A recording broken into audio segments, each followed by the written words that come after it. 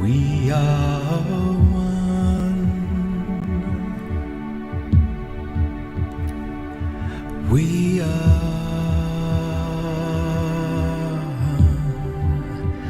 We are one. We are.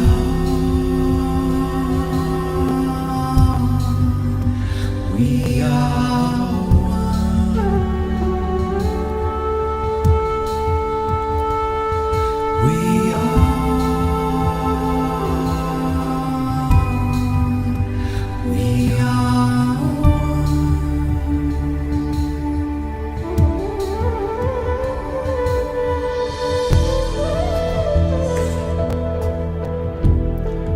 And we are love.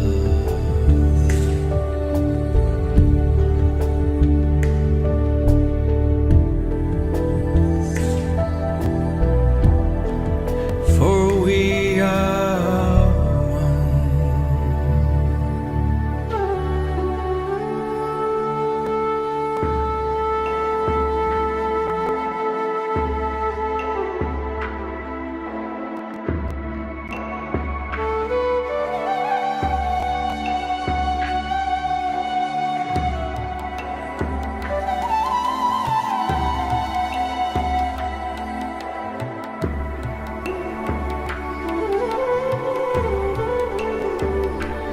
We are, and we are light. We are.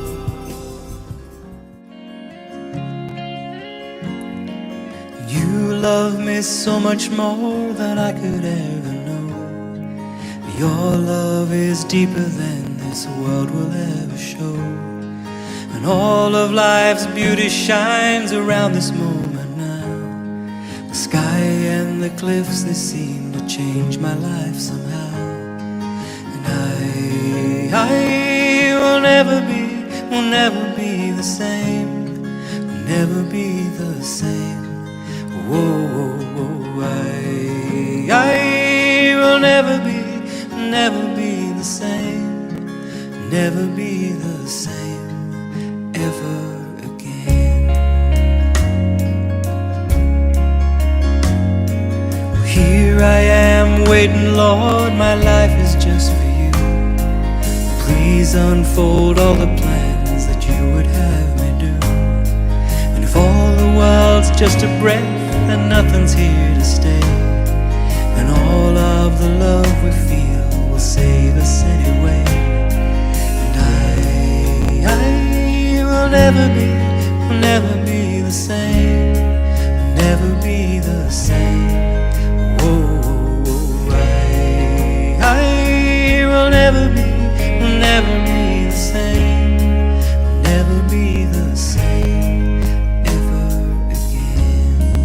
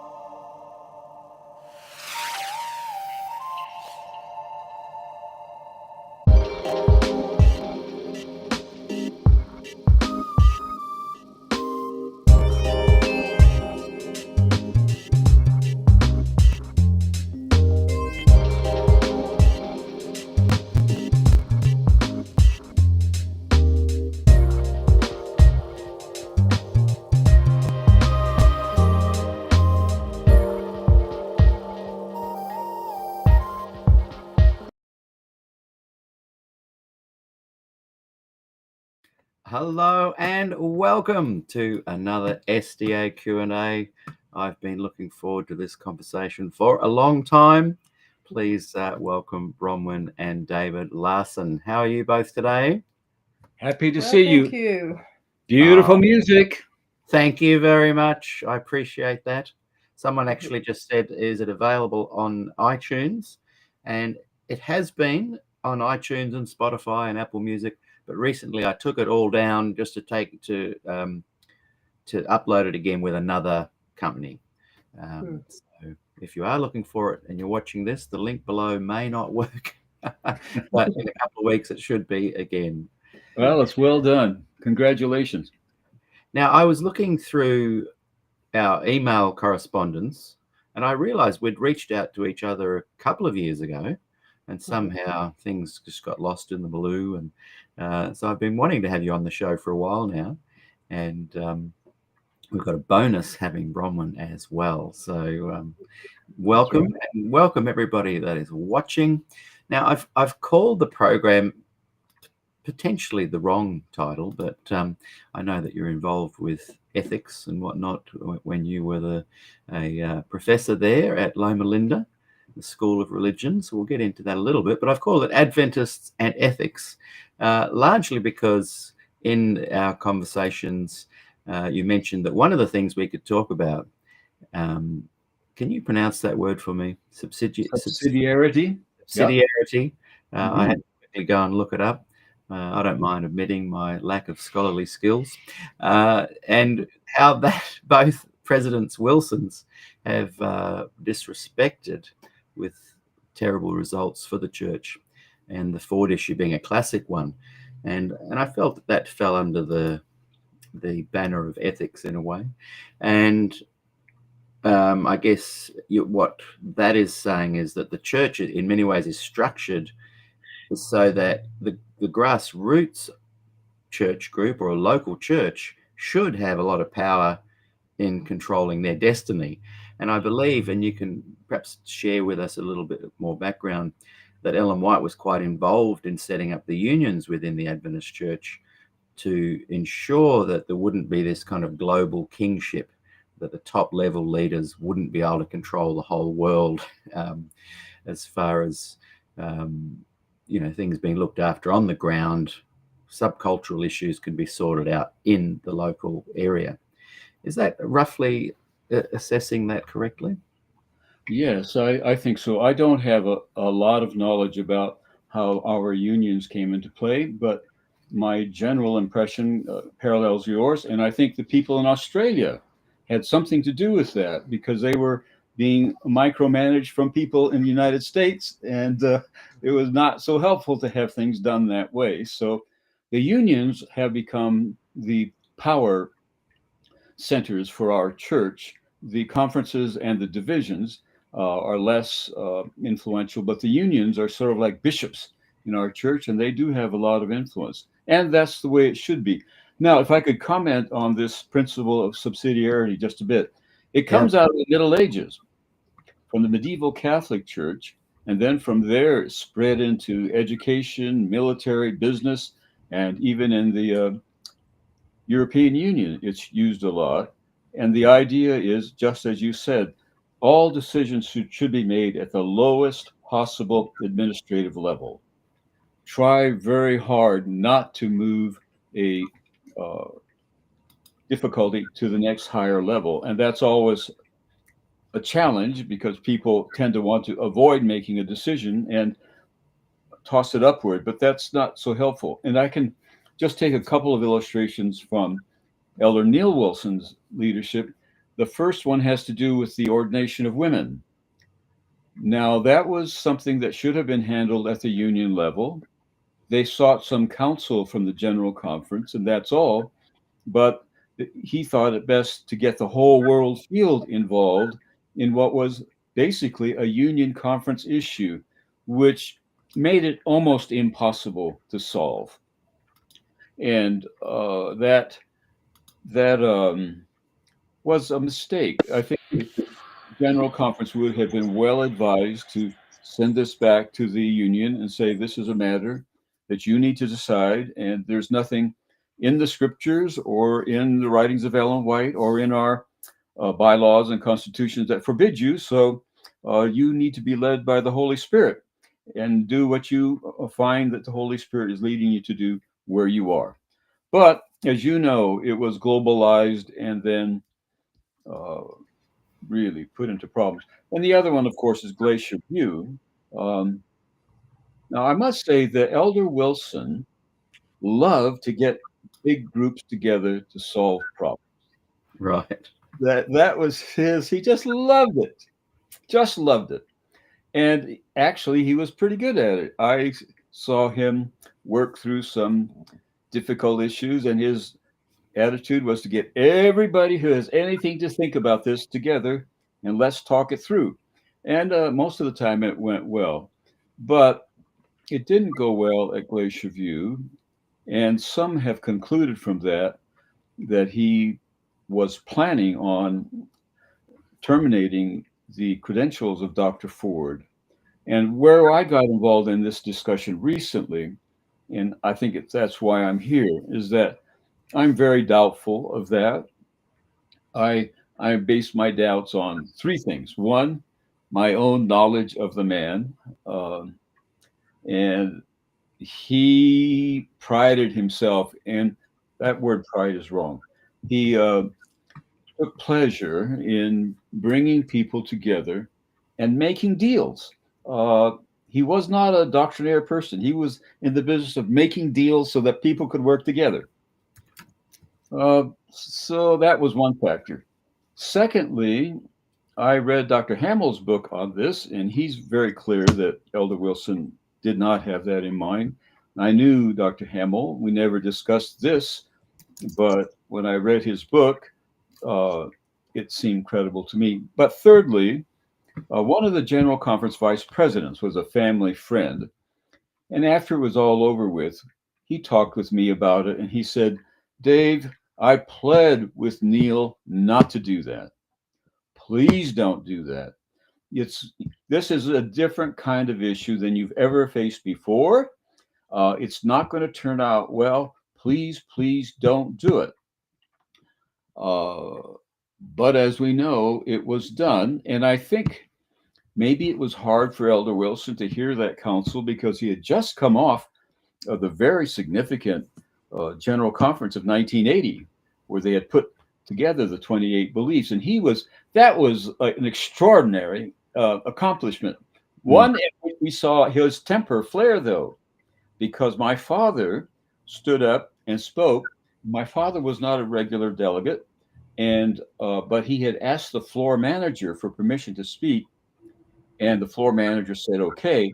So my father went to the microphone, and Elder Wilson saw him there, and he rebuked my father most strenuously, so strenuously that the whole group decided to strike from the record what he had said, so that subsequent generations would never know how severely he had upbraided my father.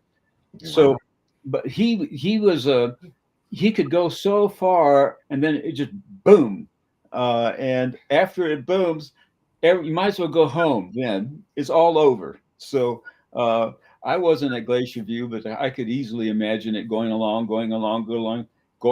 and then something happens, and then everyone might as well have gone home at that point. So those are the reasons I doubt. Now, there's a whole Australian contingency about which I know nothing, and I gather they had some agenda there as well. But do you think that, are you saying there was no kind of, we call it a kangaroo court over here, you're saying there was no intention of that beforehand, but during the program he may have settled on how he wanted it to go and therefore began kind of steering it at that point? I think so. I would guess that he got exasperated. That I'm just guessing, right? Yes. This is just sheer speculation. I wasn't there. You've talked to millions of people who were there. I wasn't there, but I know the man. And my hunch would be that things are going along. People are not paying attention to how he's heating up. Yeah. And then there's some outburst. I don't know what was said, but there would be a clear expression that he was not pleased with how this was going, and he was not pleased with how Dr. Ford was relating to the situation. And from then on, it was a done deal, I think. Yeah. And your dad was Ralph, is that? Yeah. Was he at Glacier View? No. Did he tell you what had been said that was struck off the record? No. Oh, in New Orleans? Yeah, no, it wasn't in Dallas. Oh, Dallas. Yeah. No, in fact, we never discussed it. Right. I heard about it only from my colleagues at work. Hmm. Or did I? There was a lawyer who was in charge of the minutes, and the lawyer came and suggested that Elder Wilson's outbursts be struck from the minutes, and they were. But no, I never discussed this with my father, and he never brought it up. Did he ever talk to you about how he felt post Glacier View and how Ford had been treated? Did you ever have that discussion? Well, he was on the other side of those discussions, and I think he believed that Dr. Ford was not truly a Seventh-day Adventist, and that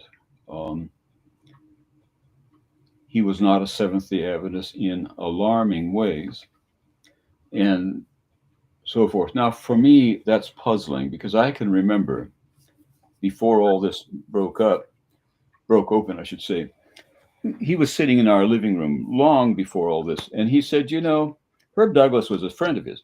Herb Douglas emphasizes sanctification so much. Ted Wappenstall emphasizes justification so much. We need a more balance between the two. But by the time he got to the Campus Hill Church, there was an associate pastor there who kept needling him. His name was Calvin. What was his name? Calvin something. And he kept needling him on the idea that my father was preaching a false gospel. And that man radicalized my father. It's an amazing thing. And up till then, he hadn't paid much attention to it. He was a very good pastor, a very good evangelist. One of his most famous converts was George Knight. Yeah. Actually, I think that's where I remember hearing your dad's name when I interviewed George Knight. Referred to how he came into the church and mentioned your father. My father and I were both Wesleyans, and so that in a way put us together over against at least some of the Ford people. When I read Milton Hook's book about it, I think that he was not altogether comfortable with the Wesleyan tradition. That was my impression.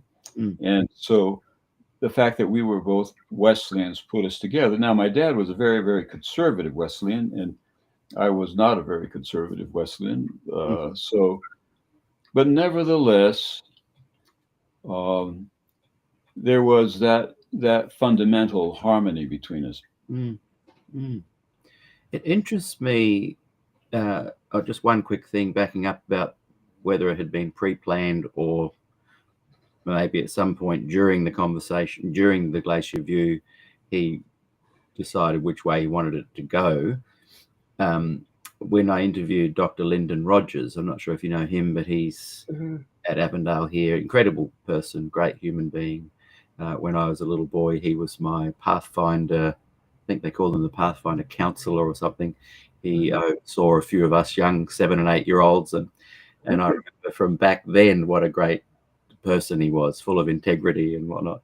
And in my interview with him, and this is now my memory, I'm pretty sure he mentions that there was a letter discovered between Pearson and Wilson that I must watch it again to see if I'm just imagining this, but I'm pretty sure it said that they were kind of wanting to draw a line in the sand with the whole Ford issue. Now, I'm not saying that this necessarily means that he was planning we'll give him a chance to speak and pretend, but he's out. We want him out regardless. But I think what it was saying is that they definitely see this as a problem, and there needs to be a line in the sand where it's resolved. So I can see where what you're saying could well be true, where he is saying, let's bring a lot of people together and let's just resolve this thing once and for all. Whereas some people could say, well, drawing a line in the sand means we want Ford out. But there could be room for thinking, no, we just need this issue resolved once and for all, because it's going to split the church if it's not resolved. Right, but that's exactly what I think was a mistake. That is, yes, hopefully this should have been solved in Australia. I recognize that it's very difficult because you have a small group of people who are deeply polarized, and it looked to me from afar like the leaders were enmeshed. The leaders were not distant and objectively trying to pull things together. The leaders themselves had gotten into the polarization. And when you have those three things, a small group, the smaller the church, the harder the problems. So the small group, deep polarization, and enmeshed leadership, I think it's a very, very difficult situation. I had thought maybe what they could have done is hire a consulting management firm in Sydney. I'm serious. Yeah. And get somebody out there whose crisis management skills, and just have them look at the situation. And it would cost a lot of money, but less money than what happened. And just analyze it and say, okay, we really want to solve this issue here. And we want on the other end for people to be able to work together.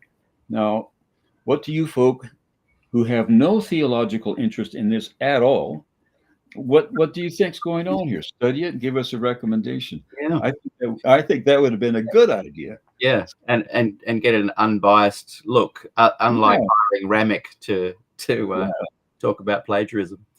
That could have worked. Because Kurenbong is kind of ground zero for what we've coined the Concerned Brethren, or the CB movement. So you know the whole story about them. They were pastors who initially had been very upset with the Questions on Doctrine being released, and that book being released, to try and say, hey world, we're just like you guys, we're just Christians the same as you. And that whole story, and viewers will know that I've banged on about it a lot before already. But that book in many ways is ground zero for a lot of what we're talking about, because people like M.L. Andreessen went, hang on a second, that is not a fair representation of who we are. And from what I can see is they had a point. Like the way the church, who the guys, Frieda at the top, who got behind this release of Questions on Doctrine and the whole Barnhouse involvement, etc. They were definitely trying to come across as more evangelical and a little bit of a watered down version of Adventism that steered it away from its unique sanctuary doctrine and unique messages of Adventism. And so I think people like M.L. Andreessen and others had real valid reasons to be concerned. And so as that book's released and gradually influences the church and creates a fertile soil for the Des Fords and the Cottrells and other people to begin a more progressive kind of theology, as that occurs, this group that became the Concerned Brethren, I'm pretty sure they signed a document, I think there was 16 or 19 of them, expressing their concerns, and it was literally signed, the Concerned Brethren. Now, amongst that group were the Standish brothers, and that group, quite powerful here in Australia, they had a huge influence over the grassroots membership here, and they put enormous pressure on the leadership to get rid of this new theology, to get rid of Ford. I knew a lot of these guys as a young boy growing up. These guys would come along to gigs that I played at, and a friend of mine, they'd pull the plug on the PA. Their desire to bring standards, into the church was quite strong, and they had a huge influence on the culture of Adventists in Australia and the leadership. And so I wonder if even bringing in a consultant, these guys were powerful, they had money, they were very forceful individuals. And you add the Standish brothers to it, who were very intelligent. They were the youngest lot. They were only in their 40s at the time. And they spread the word around the world. So they linked up with your Herb Douglases. They started, is it Heartland in America? Heartland, and as I've looked, for everyone from David Asherick to Louis Therese to Doug Batchelor, all these independent ministries all go back through Heartland, through Standish Brothers, back down into the Concerned Brethren. And so this desire to get rid of Ford, this new theology, while I totally don't agree with their theology, I do feel they have a valid desire to get rid of the Fords, to get rid of these guys that were bringing in a whole kind of ideology that really is very different to the original traditional Adventist teachings. What are your thoughts on my theory there? Well, I don't know anything about the Australian situation, and surely did not know about that document that was signed by so many. On the Questions on Doctrines book, I do think there are two distinguishable issues there. One was, did that book fairly represent the history of Adventist thought on it? And I think the answer to that is widely agreed to be no. Yes. And I think my father's book, The Word Made Flesh, which went back and combed through that material, was quite persuasive to many people on that. So I think, now, before that, though, in the academic community, it was widely agreed that Questions on Doctrines was a disaster. But people didn't take it that seriously. Apparently, our brothers and sisters in Australia took it really seriously and saw a cause to be championed here. The other set of issues are theological, like the human nature of Jesus, what do we mean by sin, and things like that. And those are separable from the historical ones. I think the historical issue has been settled. Questions on Doctrines was not as accurate historically as it could have been. That's, I think, widely agreed to. But I think the theological issues, the jury's still out on that, and probably always will be. And to some extent, I think it's unfortunate, because I did talk to my father along these lines. They had a big discussion about what does the word sin mean? Yeah. And does it mean original sin or actual sin? And I said, well, whenever you hear Dr. Ford use the word sin, just translate in your mind to understand what he means by that and keep going. And likewise, the otherwise, just like you're listening to a foreign language, just translate it. And if you would translate it and he would translate your language, you would find out there's not all that much difference. Why keep hammering each other on what the word sin means?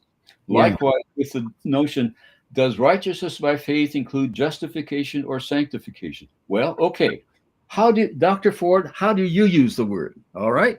Now, whenever I hear you use the word, I will understand what you mean. Now, Herb Douglas, how do you use the word? Okay, now I understand how you use the word, so we can talk, but we'll make the appropriate translations, and we keep going. We don't just keep hammering year after year after year, trying to get the other person to adopt my definitions of their terms. It just, but I couldn't get any. I made no progress. That's a very good point. And usually at any seen where there's some kind of this head-to-head tension, it's often not what they're arguing about, but what their definitions are of what they think they're arguing about. Right. Yes. Do you think, and I'm kind of lately been looking at Herb Douglas as kind of a bit of a metaphor for this traditional Adventist kind of movement, as in some ways spearheading it in the United States. And I'm looking at Des Ford as the figurehead of the opposing side. And I do see a great shift in the theology of Des Ford's material. For me personally, when I was an Adventist, I saw that as a blessing, because it seemed to shift us from legalism into a more Christ-centered biblical view, and whether people agreed or not in the details and the minutiae of that theology, that didn't matter, because the overall arching assurance of salvation, progress, focus on Jesus, biblical clarity, that kind of thing was great for me. But if I was a Herb Douglas, I would also go, what he is preaching is not just an extension of our traditional beliefs evolving. The Des Ford beliefs were counter to Adventist ideology, because the Adventist has some unique pillars that almost can't be moved, because they are so closely associated with Ellen White's confirming of them with visions.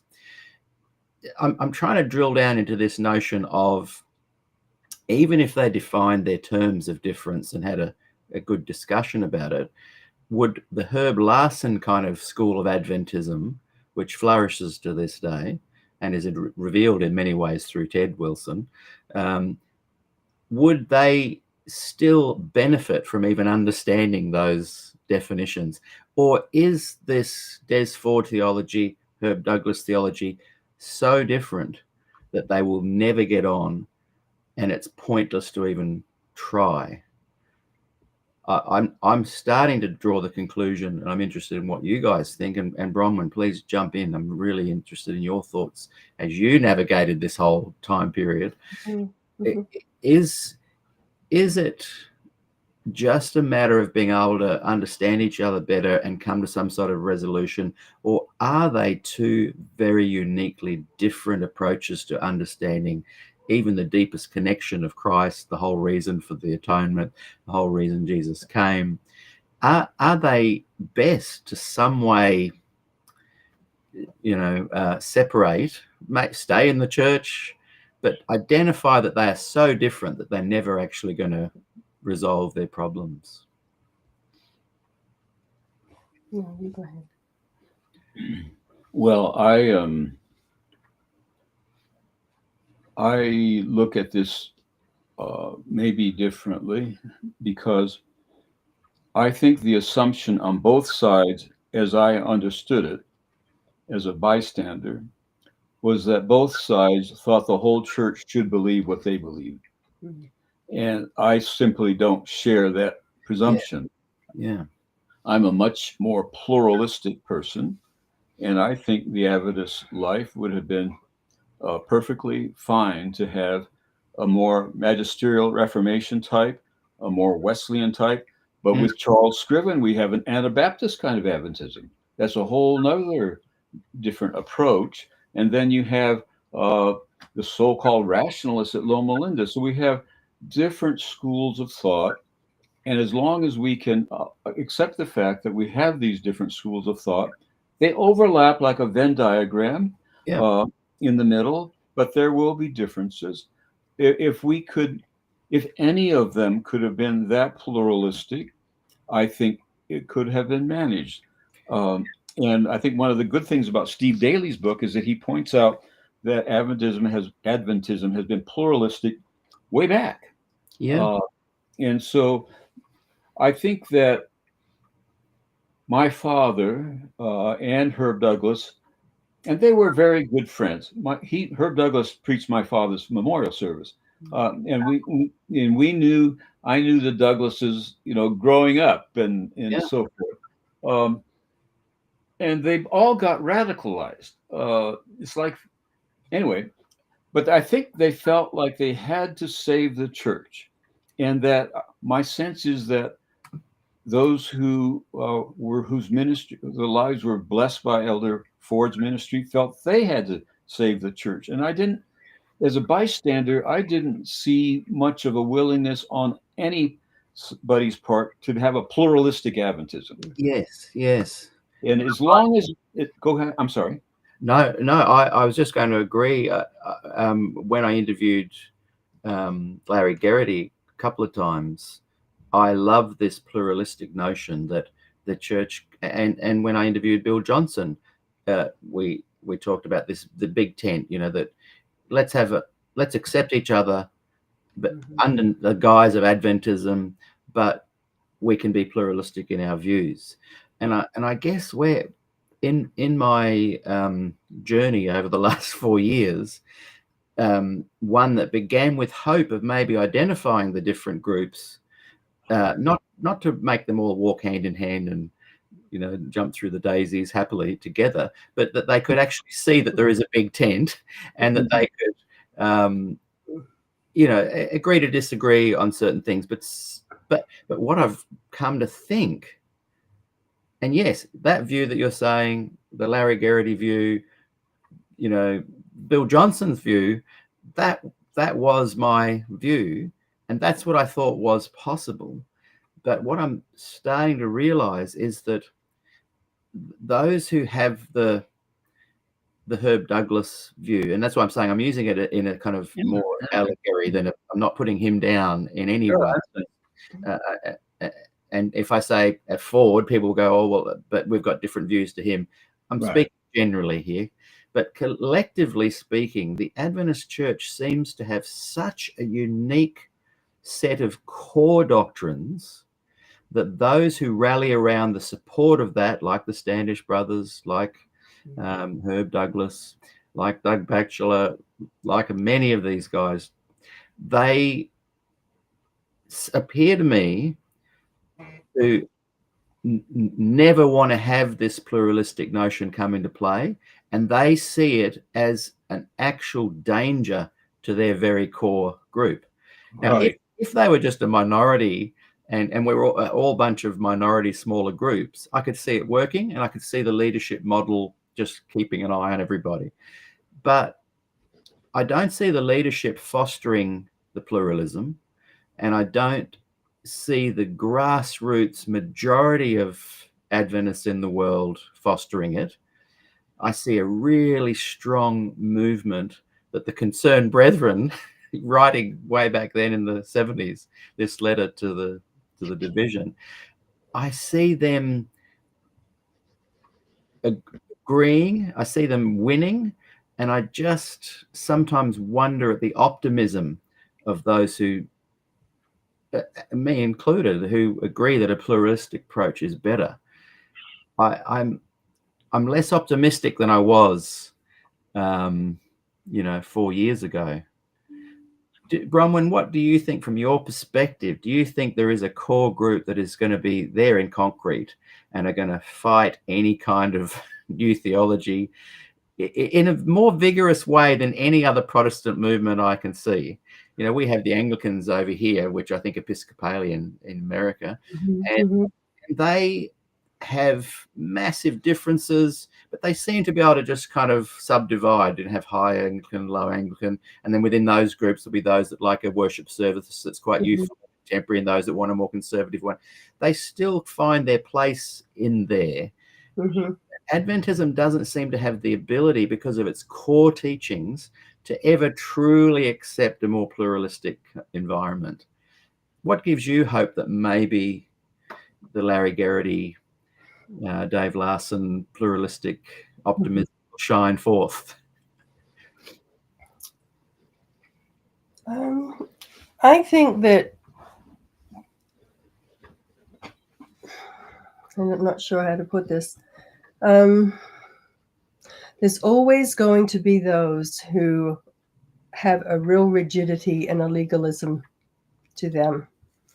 I think it's just going to take people like Larry Garrity, David, and John Jones, and lots of other people who will just quietly continue what they're doing. And it has grieved me I worked at the General Conference for 5 years. Oh, wow. Before I married David. Right. Can you tell us, to interrupt that flow, can you just quickly take us on a side journey, tell us about that, and then we'll come back to... Okay.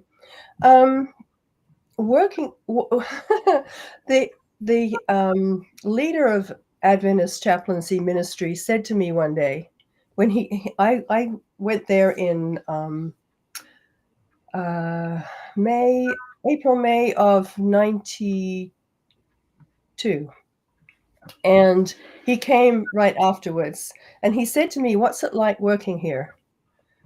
And I don't always remember what I say to people, but I have never forgotten this one. I said, "It's like working in the most dysfunctional family that you've ever met." Wow. And he never forgot that. And he came to agree with me. It was, it got to the point where when a certain person would lead worship, and he was up in the top offices, I didn't go. I just felt like it was ruining my Christian experience. Wow. Yeah. And so I had to do what was right for me on those mornings. And so I think it takes people having to really look within and do what you feel called by God to do. And Yeah. when my family became Adventists in Adelaide in 1964. Right, I forgot about the Australian connection. Yeah, I came here in 1983. Yeah, wow. But I was at Avondale in 70 and 71. Yeah. And worked I first went to Melbourne. You're wanting me to go on all sorts of rabbit holes, because I was there in 1970 as a little boy. My dad was a lecturer there at Avondale, Robert Dixon. I don't know if Was that your dad? That's my dad. Yeah, he was, I think, maybe history lecturer. Okay. Ask him, I keep forgetting. We were there 68, 69, 70 for one of many stints. Okay, I remember him. Yeah. I think he taught a lot the primary teachers. Yeah, he did. Yeah. That was one of his jobs there. Wow. Yeah. What was your maiden name? Sorry, everyone. Watts. Yeah, Watts. All right. Yeah. Mm-hmm. Oh, so you're connected to the Horry Watts? No. That's right. Sorry, those watching, we're just sidetracking. Yeah, I'll talk to Dad tonight and just say I chatted to you today, and he's got a super memory. He's 92 and his IQ is well over 150 still, so he'll remember everything. For me, it's when we became Adventists, it was very legalistic. Yeah. And it's been a real journey for me. And I've been in many situations where I may have been the only one that believed what I believed, but I didn't back down and I didn't leave it. And of course, marrying Dave 27 and nearly 28 years ago has helped, because I've had someone to really bounce things off.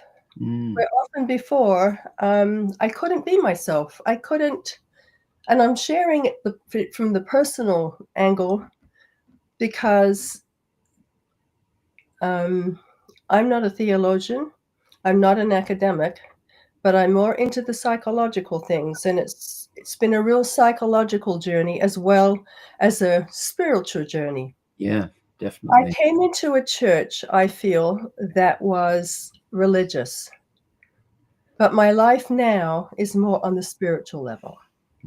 But I didn't learn that from the Adventist church. Yeah. Isn't that So, sad? mhm. Yeah. Yeah, I had to go other places to find it. Yeah. And So, so you're suggesting that if people like Larry and rest in peace Fritz Guy, but those who carry his mhm. legacy and torch, and with what David is saying as well, that potentially there can be a future where this pluralistic idea can eventuate. Would you both agree that you're optimistic that that can actually happen?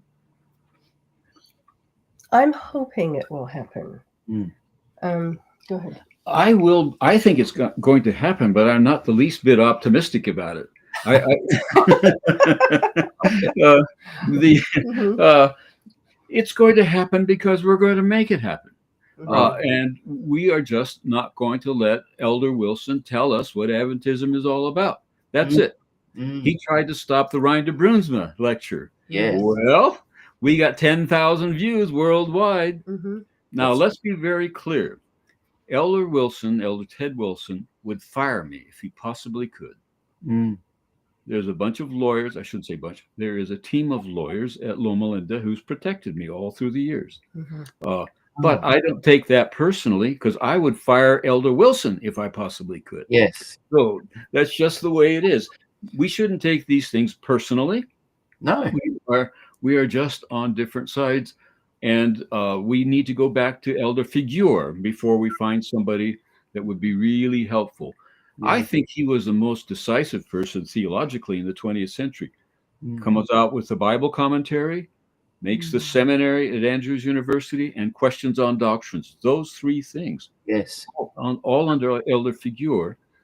And we've the whole Christian church has shifted to the right. You know, Diana X at Harvard says, "Well, if you know only one religion, you don't know any." Mm. And I think if you know only one denomination, you don't know any. A lot of these things are being hammered out in all the other denominations. And on balance, we're not doing all that badly compared to what's going on elsewhere. The United Methodist Church in the United States split over the issue of homosexuality. Mm. We're not going to split over that issue or any other issue. We have just too many bonds that hold us together. The Anglicans have the sacrament. Okay, we have the Sabbath. That's what we can all share, and that's our sacrament, and that is enough to hold us together. But there are different schools of Judaism, different schools of Catholicism, and that's not because somebody said, "Wouldn't it be nice to have this?" It's because people just did it, and we are not going to be. It's not going to be someday when somebody stands up and says, "Wouldn't it be nice to have a pluralistic denomination?" It is going to be pluralistic, whether people like it or not. That's just the way it is, because they don't get to define Adventism for us. And they've tried. Look on the women's issue. They haven't been able to stop that. And I've been told that the next General Conference president has already, if it's going to be who we think it is, has already decided that the women's issue is a gone issue, that it's already been decided in favor of ordination, and we shouldn't bother with it anymore. So, as in, you're thinking the new guy. Is it the guy from South America? Yeah, South American guy. What's his name? Right. But I've been told that he's supportive of a women's ordination. He's just not going to pursue that any longer. He thinks now, if we have to look at the historic evidence, if one of the complaints was if we ordain women in Southern California, that's going to be a really difficult thing in other parts of the world. But we've been doing that, and the world field has not languished. Actually, it has flourished. So there's no empirical evidence that ordaining women in one part of the world hurts our work in other parts of the world. It just doesn't have. There's no data on that. Yeah, again, that's why your suggestion that Wilson at both ends, the Ted and the Neil, trying to control the global view is a mistake. Better to let it be resolved at a union level. Exactly. That's what upset me personally the most about the Antonio no vote. You know, that it wasn't handed to the, and I think, and I bet you guys were probably disappointed at the time, because we most of us thought, you know, you can decide if you want to, in your part of the world, theologically speaking, women ordained or not, okay, that's fine. But surely here at the SPD, surely the NAD, that level, we're going to be able to finally have women's ordination as a decision left to the people at the grassroots. But it didn't happen. Bronwyn, how did you feel at that moment? That, for me, it led to me leaving the church. I was very disappointed. It was a very painful time.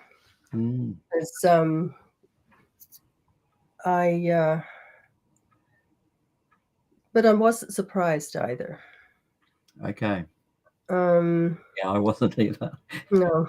It was like you hold this hope, surely. We have this hope that burns within our hearts, right? Isn't that funny that you were dead, but like me, you kind of knew it was going to happen.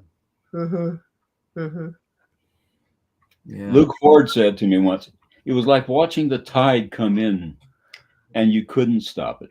Yes. You knew it was going to engulf everybody, but nobody could stop it. And are you suggesting, David, that the new guy, who everyone's predicting will get in, that he will drop the issue in a way that it worsens the situation? Or are you saying that he will slowly allow women's ordination to begin to pop up at various parts? That's the second, is what I've been told by those who are close to the situation, that that every leader has to decide what to make a priority, and this is just not going to be a priority for him. And so it will happen, and it will happen agreeably. So I'm optimistic about that. But if even if it doesn't happen, we will keep ordaining women in our part of the world. Yeah. So it doesn't make that much difference to us. Yeah. I think here in Australia. I'm sorry. I wonder if they'll follow that bold action here in Australia. They keep commissioning them here. I've been very disappointed that somebody hasn't had the backbone to do it before now. I agree, 100%. Behind the scenes, I won't mention names, but one of I'll say the top level leaders contacted me and said, "What are you doing? What are you doing on your show? Come into my office and talk about it." And I said, "I'm happy to talk about what I'm doing, but come into my office at the Kurrambong Takeaway and we can talk about it." Good for you. When he next flew into town, which was like a week later, we chatted for 2.5 hours. And I said to him, the biggest issue that people are having with you guys is that you say one thing behind the scenes. You're telling us all how much you support women's ordination, telling us all this stuff that you're going to be doing to make a change. Well, my daughter, who was like 2 when I saw the no vote, and she's 12 now, nothing's happened over here. They keep telling me it's happening. Oh, we've got this union meeting. We're going to have that conference. And, oh, you wait and see, Pete. It's come just around the corner.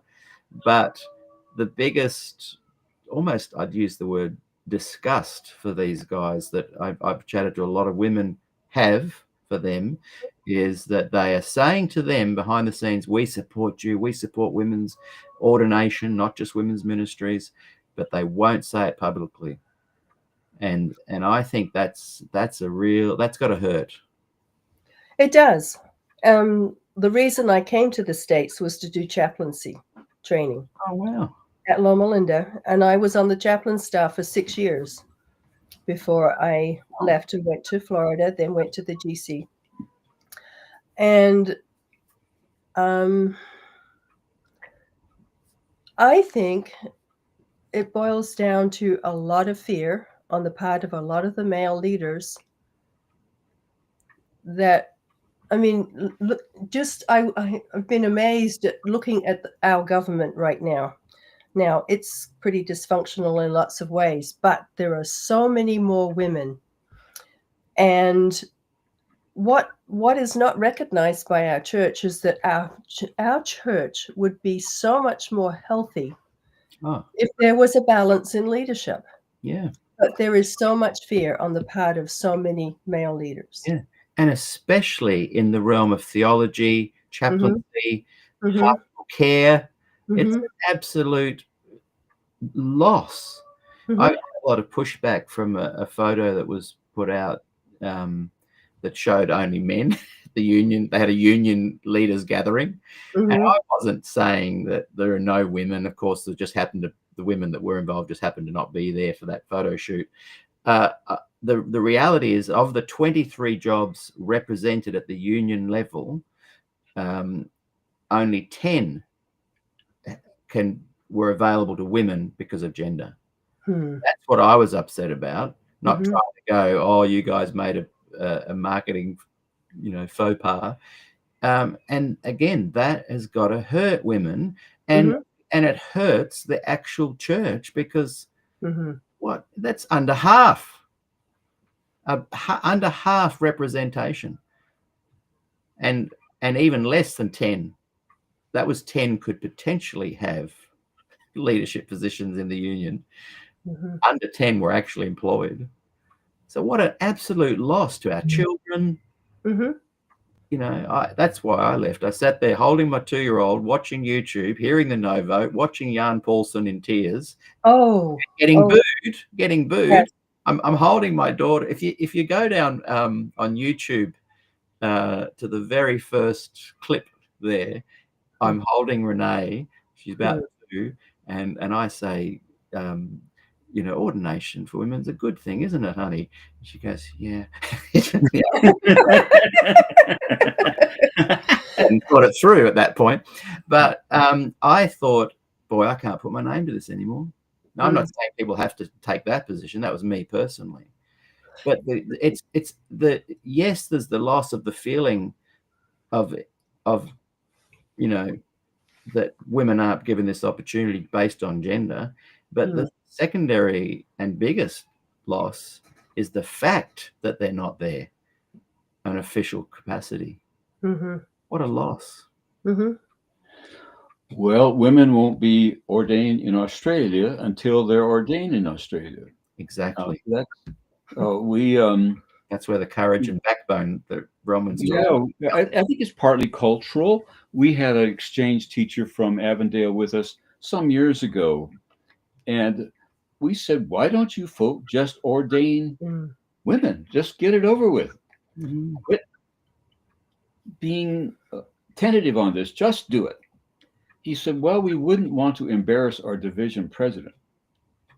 Well, that never. Who was more progressive at that time than most of the others had been.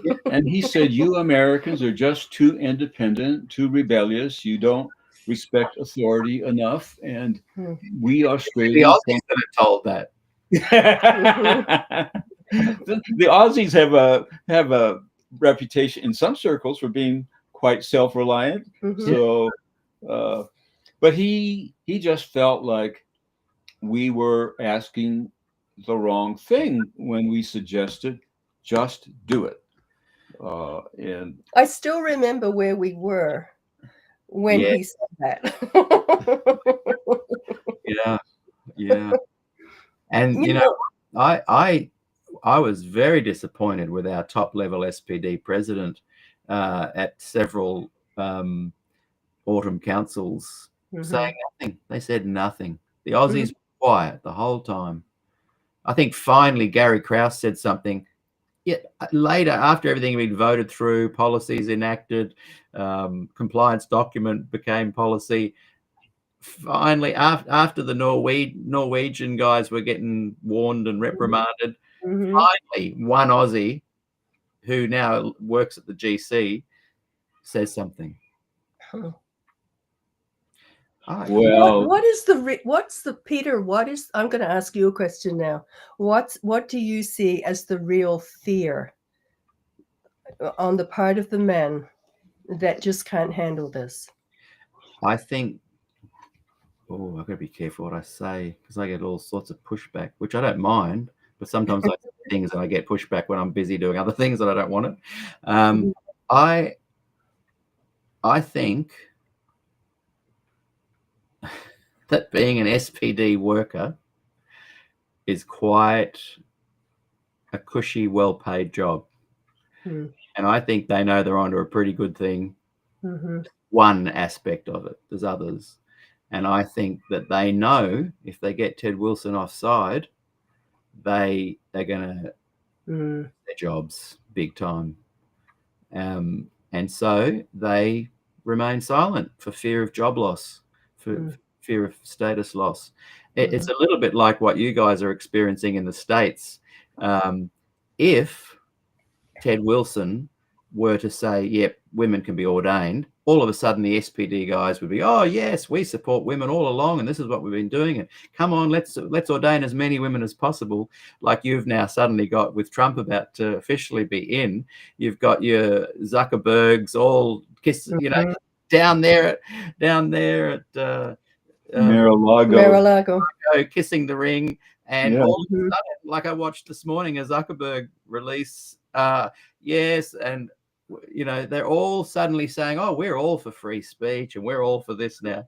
And I think that's what would happen if they're all waiting to see what Ted Wilson will do. In fact, the guy I spoke to literally said, we're waiting to see what Ted Wilson does next. And I think that's gutless. I think you used the word, they need some backbone. You literally, to me, it's an ethical issue, not a theological one in this part of the world anyway. And I think a lot of women over here are hugely disappointed with the leadership for that almost duplicit waiting to see what happens before they reveal what they truly believe. And I think they've missed an opportunity to go. That's why I love the Norwegian, Danish guys. And your North American division. I love that guy Jackson. What did he call it? The Wooey or Hooey or something like that. Yeah. I just, and everyone else did too. They wished that the SPD and the union over here had the courage that the Danish and the Norwegian guys did. They'll never get that opportunity to reveal that again. That's gone. They will never have that opportunity again now. And what they don't realize is that they're keeping the church from being complete and growing. Yes. Incredible. Boy, I like that word. They're keeping it from being complete. And kowtowing, what's the word? To those who support the Ted Wilson theology also means the church itself can't be complete. This sense of a big tent approach. I at the start of my 86 interviews about Glacier View and Des Ford in season 2, and over 350 2.5-hour long interviews in 3.5 years. Wow. Yeah, it's incredible. I hate to say it, and I don't mean it to offend anyone, but I have completely lost hope that the Adventist church can ever be pluralistic because of certain seed core DNA. I'm not trying to be negative. I'm just sad about it. That inside my very being, I've lost complete hope that the good guys, the revisionists, the liberal progressives, those who loved Des Ford theology and spin-offs of that, it's sad for me to feel it and to say it, that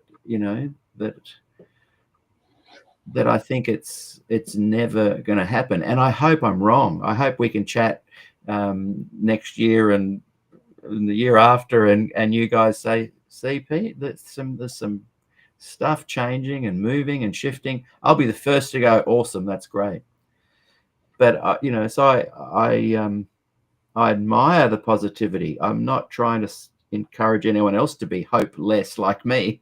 And I wish I could see it, but after kind of, and I guess you'd say anecdotal evidence, after that hours of sitting here in this chair, looking at that camera, talking to hundreds of people, I've just lost hope.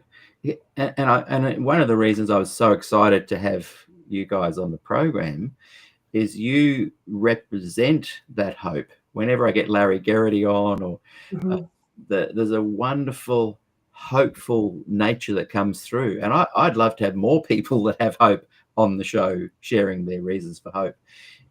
With that in mind, what kind of things would both of you say are evidence for hope that keep you, feeling positive about the progress of the Adventist Church? And I love that term, pluralistic. I think that's kind of a word that everyone can aim for. I'm going to kind of disavow that word hope or that word optimism. I'm just going to say it already exists, and that it will continue to exist. And people like me won't be welcomed by some constituencies, but will be welcomed by other constituencies. I have not ever worried about having a job. And I have always felt that I could do as well working elsewhere as I could for the church. Yes, I've noticed that, because you only retired 2 years ago. And I remember reading comments. I'm pretty sure you've been watching the show on and off for longer than 2 years, and there were things that you were saying publicly in comments that I remember thinking, boy, this guy's not worried about losing his job. He's speaking his truth. We retired June 30, 2020. Right. So it's 4.5 years. Yeah. But I was fortunate. I had like I said, there were literally lawyers keeping me safe, and one of the persons who tried to get me fired was my father. So that was a fascinating thing. Yeah. Oh, that's an interesting one. His dad and Robert Falkenberg. Get out of here. Okay, you got to tell us that story. This is a Thanksgiving story, would you believe it? Around the family table. Tell us, Bronwyn. Is there a Thanksgiving in Australia? There is now, but not at the same time. What's funny is that we eventually adopt all of your. This is in February. Okay. I'm sure at some point we'll be celebrating the 4th of July over here for some reason. Well, you're going to be the 53rd state. Did you know that? Okay. Yeah, along with Canada, right? And Greenland, and Panama, and Panama. Yeah. Oh, yeah. my! We'll be really there. good to be an American these days. But I won't have to try for that green card. What were we going to talk about? What we were saying? Thanksgiving. So it's a big deal. Father. My father, the big table, all the family all the way around. And of course, my stepmother's a very conservative stepmother. Oh, ultra conservative. My mother would pull the family to the left, my father to the right. So we sort of landed up in the middle. But my stepmother was just way off to the right. Took him over the edge. That was part of the problem. And so we're all there. And my father says, okay, we're going to ask the Lord's blessing. But first, I have something to say. And he pulls. He said, well, a number of us are getting together so we can remove from their current positions a number of educators we think are not worthy of being where they are. And David, you're one of them. And now let's thank the Lord for all his blessings.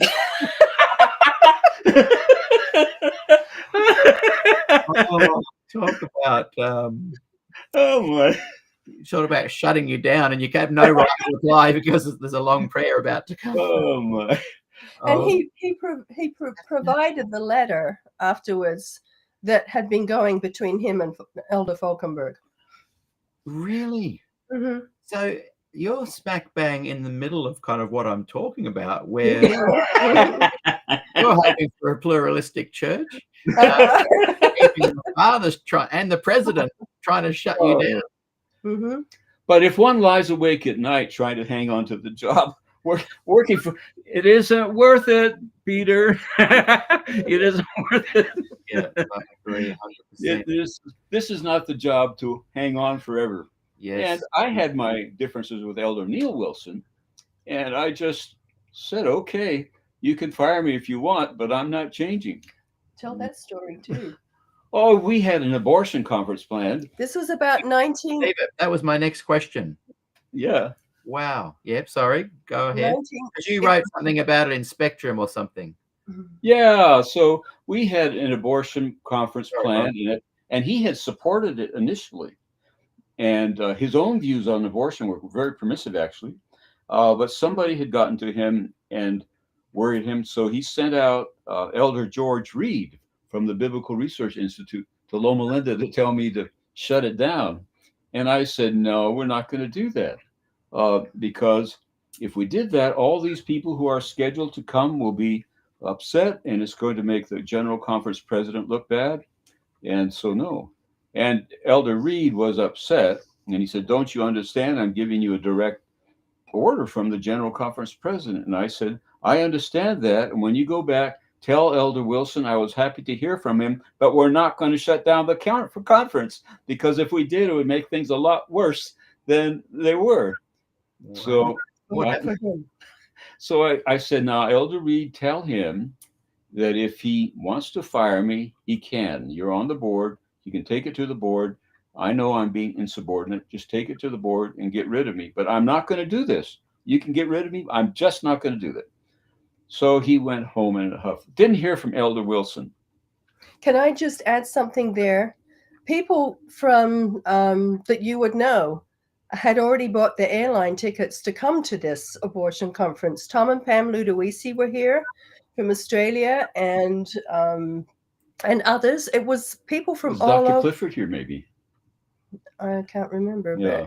but I know Tom and Pam were. Yeah.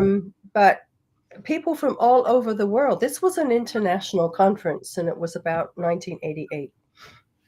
But Elder Neil Wilson, we didn't hear from him till the first night of the conference. And in those days, we used fax machines, right? Yes. So I get a fax machine. Please read this to the conferees. Dear brothers and sisters, at the abortion conference, the General Conference leadership welcomes you in the name of Jesus Christ. Around. So, I do think that people, I shouldn't generalize. I think some people in Australia are at a handicap for not knowing these people over the years. And that gives one a little bit of an advantage to know how to deal with them. And these people had known me since I was an infant. And so over the years, they had built up a lot of confidence in me, and I in them. And so when we had a difference of opinion, it was not that serious. Mm-hmm. Neil Wilson and Roy Branson were very good friends. Mm-hmm. So right. But you still had the intestinal fortitude to stand up to them. Oh yeah, you can't lie awake at night worrying about your job. Yeah. Great. I love it. I love these stories. I'm loving my conversation here with David and Bronwyn, and we're going to come right back. I like to have a break when we get about an hour in. People have recommended to me that they like the long form, but they like a little bit of a break to go and make themselves a nice hot drink or something. So we'll be back, if you guys are okay, in 5 or 6 minutes. And Bronwyn Darylyn White, who was Darylyn Townend, yeah, she says, I've just realised I know Bronwyn from college. Yes. So look, Dad was the librarian. That's right. Yeah. That's right. Now, when we come back, Andy Mack wrote an interesting comment before. She said, because we've been talking about the split within Adventism that seems to be quite divided and quite easily to define, generally speaking, with the Ford and the Douglas kind of sides. And she's saying that no, Adventists are split over the gospel. When we come back, I want you to share what you feel is aligned with this Protestant gospel version that she may be referring to, that is similar and does warrant the claim that Adventism is a gospel-based religion. So we'll come back with that one in a few minutes.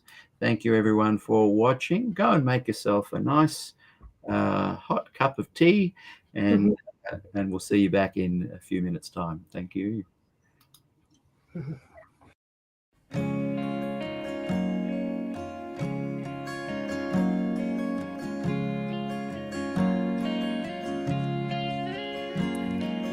You love me so much more than I could ever know. Your love is deeper than this world will ever show. And all of life's beauty shines around this moment now. The sky and the cliffs, they seem to change my life somehow. And I will never be the same, will never be the same. Whoa, whoa, whoa, I will never be the same, never be the same ever again. Well, here I am waiting, Lord, my life is just for you. Please unfold all the plans that you would have me do. And if all the world's just a breath and nothing's here to stay, and all of the love we feel will save us anyway. And I will never be the same, will never be the same. Whoa, whoa, I will never be the same, will never be the same ever again.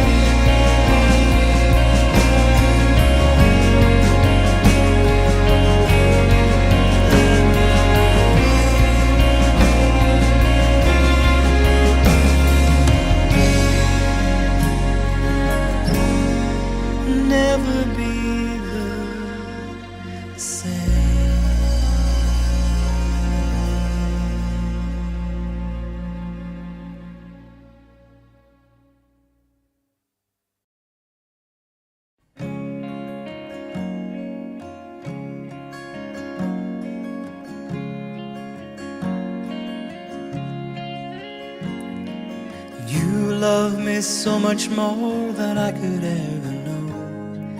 Your love is deeper than this world will ever show.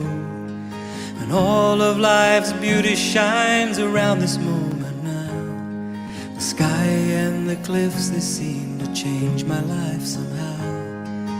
And I will never be the same, will never be the same.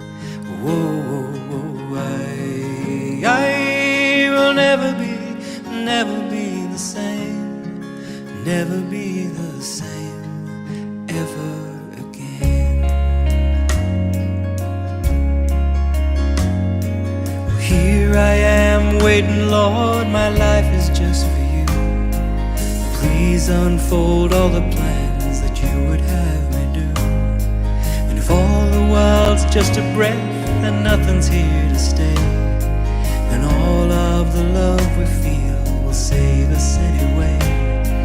And I will never be the same, will never be the same. Whoa, I will never be the same, will never be the same ever again.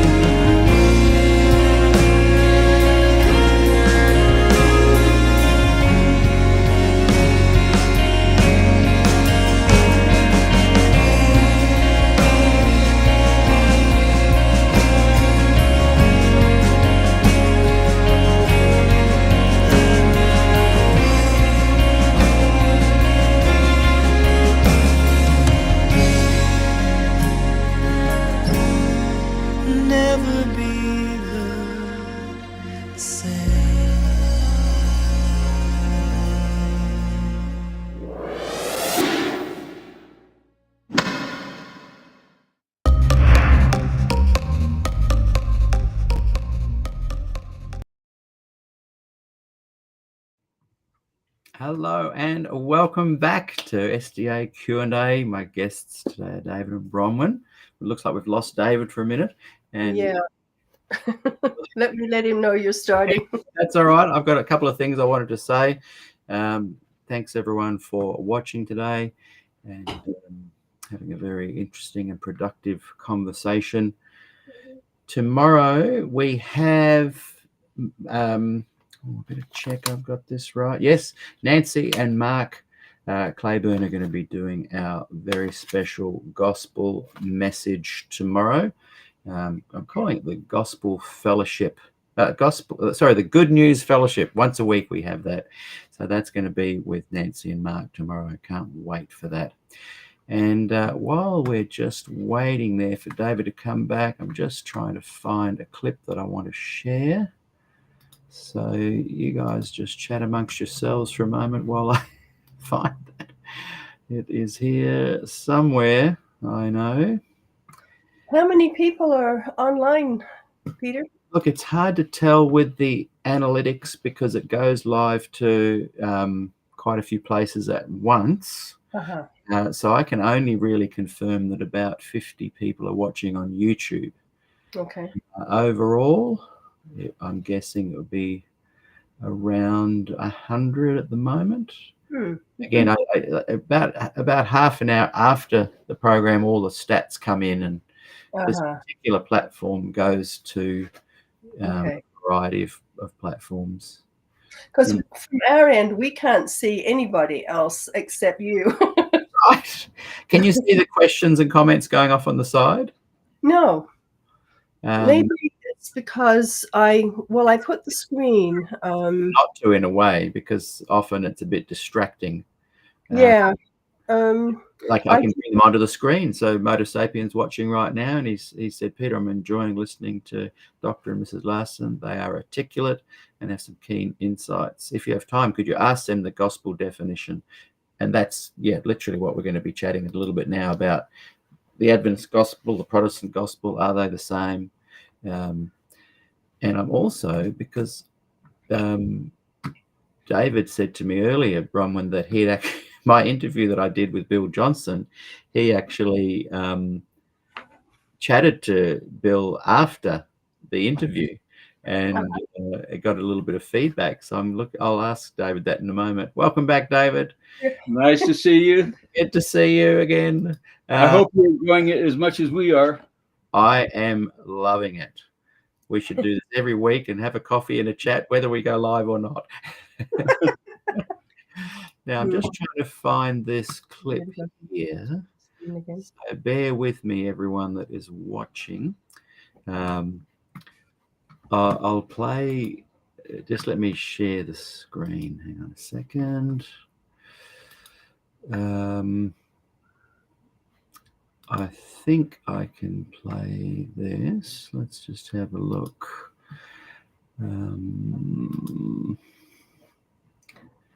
Oh, hang on. That's a good thing. Oh, look at that. This is women's ordination is a good thing. Oh, oh, that's precious. Yeah. So my. the actual, I was watching it and I thought, I'm here with my daughter. I'm going to. Wow. And there's another one I'm trying to find here. Where is it? Thanks for your patience, everyone that is watching. This might. No. Because I often talk about it, but I thought I'd like to actually show it. It might. Sorry. Thanks for everyone's patience here.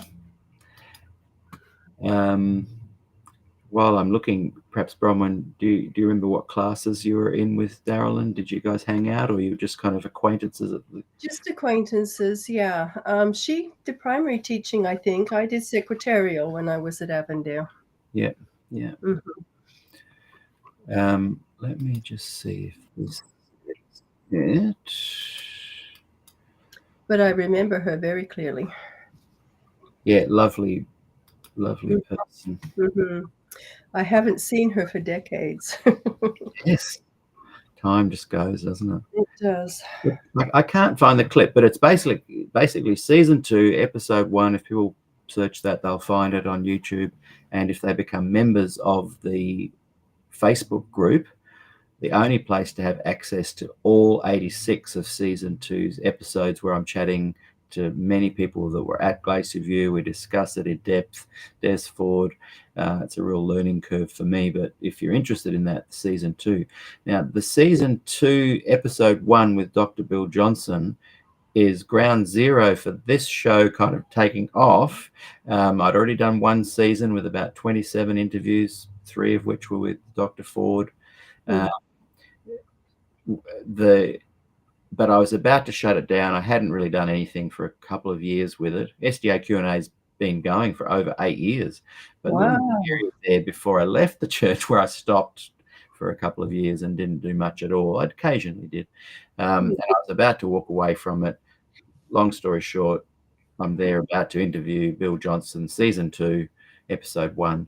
And I ask him, how confident are you that something supernatural happened October 22, 1844?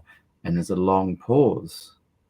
And in that pause, I can see like question mark emojis coming up and people almost leaning forward in their seats. And he says, I don't really know how to answer that question, Peter. And an explosion went off in my head, and the group grew from like 200 members to about 1,200 members within that conversation. And because I thought that a top-level SDA leader, I knew so many multiple things going through my brain right now, but I assumed they would have no doubt that the answer was yes, Jesus began a new phase in heaven that night. I knew behind the scenes that many of the scholars and academics thought it was providential. Norm Young on my show said, well, it was a providential event, but nothing happened in heaven that night. So it surprised me that he paused. It surprised me that he felt it was a complex answer. And people think I was trying to be negative or to trick him. I wasn't. I wasn't trying to get a gotcha moment or stump him at all, because I thought I knew what he was going to say. But what I took away is I loved his honesty about it.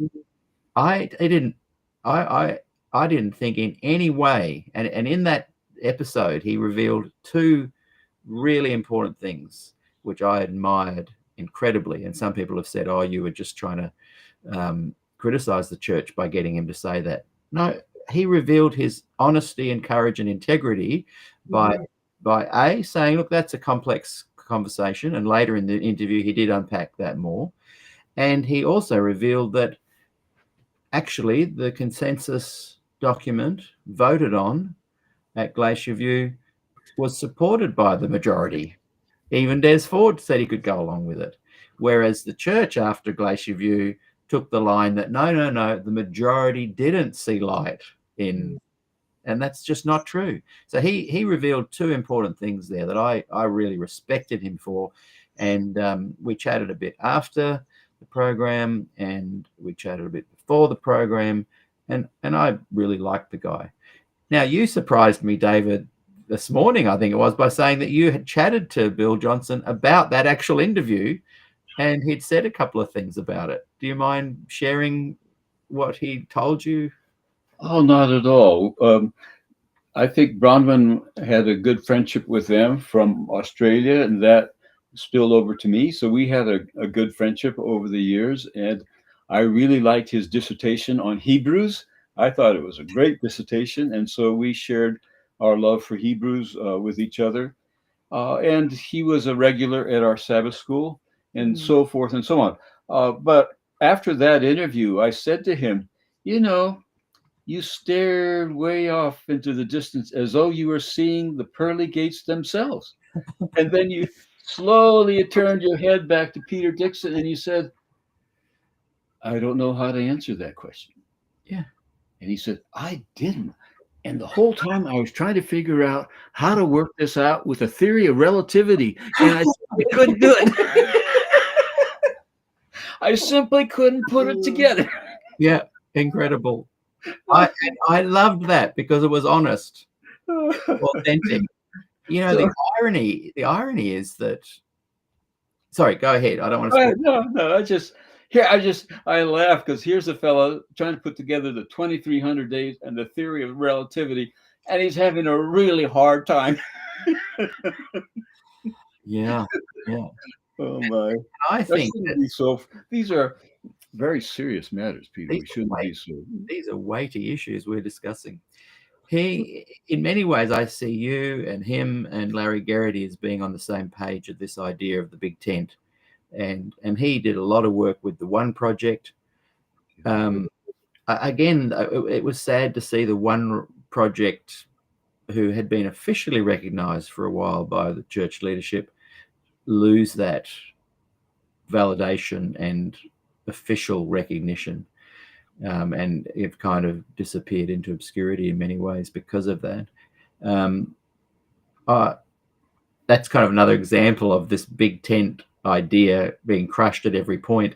And while this pluralism has kind of been there since day one of Adventism in many ways, it often is brought back into line by some of the core DNA teachings of Adventism. And so I have that moment in my brain where I'm trying to work out the nature of relativity and 1844 and all the subsequent spin-offs of those thoughts in a sense of maintaining optimism. And he did maintain that optimism. Like even right at the end, I said to him, do you think you can be a Seventh-day Adventist and not even believe in 1844 in any way? And he said, yeah. Yeah. Tell us, so thank you for sharing that. That's really interesting, because I often wondered, how did he feel about that? He said to me afterwards something along the lines of, I've never been asked questions like that before. And he also said, and I think I said too much. So I appreciated his candor, and I also noted the irony that he, in many ways, was the perpetrator of that initial myth, or I've called it a lie at the center of Glacier View, where he himself, on the Ankerberg show in 1984, said, at Glacier View, those that were there did not see light in the teachings of Des Ford, which he then confirmed in my interview with him in 2022, that wasn't true. What do you think was going through his mind in and you can only speculate, but in 1984 on the Ankerberg show, did he ever talk to you about being on that show? He expressed to me that in some ways he wished he hadn't been on the show, that he felt very put on the spot. Did he ever talk to you about that? And why do you think he said those things? The Ankerberg show. Yeah, and I've watched that program, and he looked very uncomfortable in it. No, we didn't talk about that at all. And I think it's too bad that he's deceased now, because it would be helpful to ask him, why did you say this on one point, and why did you say that on another point? I noted your program on that topic, and I think that it's a very, very good question. I wish we had asked it of him before he died. Now, the idea that there were these two different statements, one by the group as a whole, and then another one subsequently that became more widely circulated, that distinction has been clearly known in the academy from the very beginning. And so that was not a surprise at all. I think that, right, that's all I can say. Not because I'm trying to hedge, I just don't know anything more about it than that people said this was our consensus statement. Then afterwards we were surprised this other one came out. Yeah. Well, Larry, and when I interviewed he and Fritz Guy, both of them said that the ensuing weeks after hearing that and realizing that's what had happened, that they nearly left the church. They went into a bit of an existential dark night of the soul about it. And I appreciated that they both spoke honestly about that too.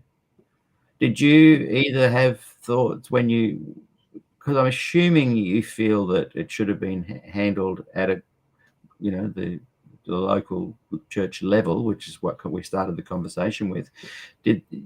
So you felt that Des was mistreated in ways, I'm guessing.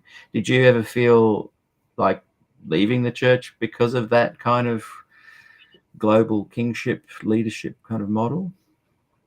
No, I thought maybe Elder Wilson should leave the church, but I never thought that I would.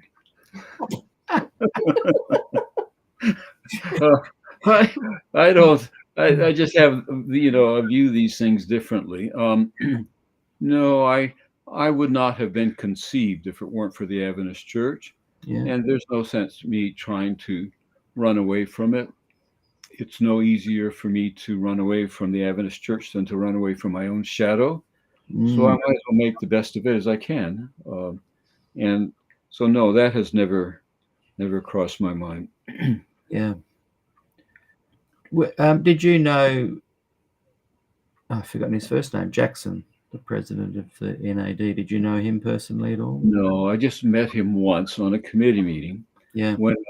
When they were interviewing some person to teach religion there, and I was in on the committee. He was there, and he was a very pleasant man. I also watched that session where he used that word Huey. I'm not sure how you what he said exactly, but yeah, I know something like that. And yes, I thought that was the right thing to say. Yeah. But no, I haven't thought of leaving the Adventist Church. Those who have watched the show closely over the last 6 months may have noted my angst toward the liberal, progressive, revisionist, gospel Adventists. In many ways to those who I also respect, because I felt that they didn't do enough. But those who watch, even over the last couple of weeks, that angst and frustration is subsiding as I am getting a more mature approach to it. And I wonder now, instead of being frustrated at what lessons could be learnt by those like the Larry Gerardys and yourselves and Berinsma and myself and people that like Jackson and the Norwegian guys, I wonder what lessons have been learnt. And you can't replay history, but if time happened again, if there could have been more organizational work, networking, politicking done to rectify the situation. We all had hopes when Jan Paulsen was a president. We thought, oh, good, things are changing. But on reflection and looking back retrospectively, I get this feeling that nothing ever really was done outside of having nice Sabbath school rooms where people gather and share their true thoughts. It seems to me that the Herb Douglas side got organized, monetized, networked, politicized, and they had a goal and they headed successfully in many ways towards that. But the more progressive Adventist didn't successfully do that and don't appear to have ever really formed some kind of successful school. I loved the word you used before, like a school of thought within Adventism that was organized, structured, and had progressive movement forward. Why do you think that is? That to me was frustrating. Now I just simply note that I don't think it was there. So as a revisionist, Adventist, progressive, more in the big tent pluralistic camp, I'm now just thinking they didn't really do anything to make a change. Why is that, do you think? That's a psychological question. No, you answer first. Okay. Well, we on the West Coast did organize. We had a West Coast religion teachers meeting, and Loma Linda, La Sierra, PUC, and Walla Walla, and now Berman University. We would get together every year, and we met and we talked and we prayed, and we sent a number of statements to the General Conference representing us. Now, the Adventist Society for Religious Studies has sort of taken that over, and therefore, I think that the West Coast Religion Teachers meeting has faded. But for a while there, it was a force to be recognized with. And now, that was started by Jack Pravancha. Yeah, and Jack Pravancha started it. That's right. So But I think if we look back at it more largely, I think that there's a mismatch in uh, understanding of what one's role is. In my own personal case, I did not want to talk about or spend any time seriously talking about Adventist issues. Right. I thought to myself very early on, I don't want to talk about, study, read, pray about issues that are interesting only to Adventists. And I don't want to talk about things that are interesting only to non-Adventists. I want to have a Venn diagram, and I want to do my work where Adventist concerns and non-Adventist concerns overlap, and that turned out for me to be medical ethics.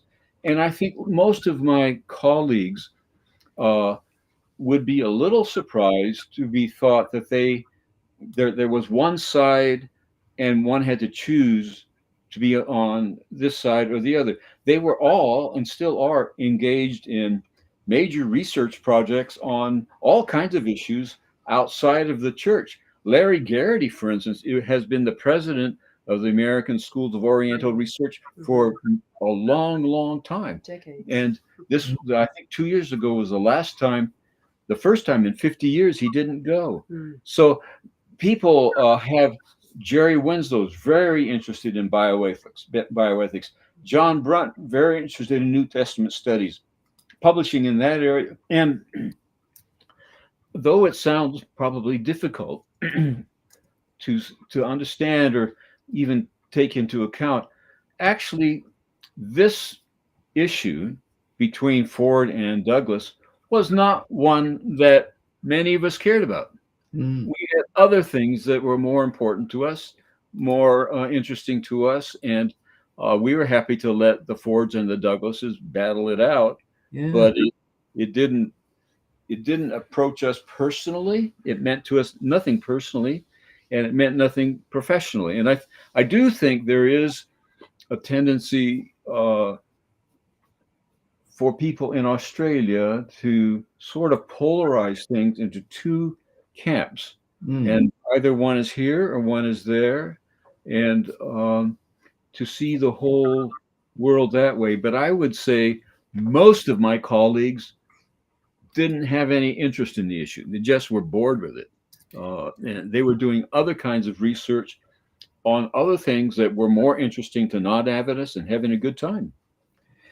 And I think, like, I was kind of the generation just behind you guys, and we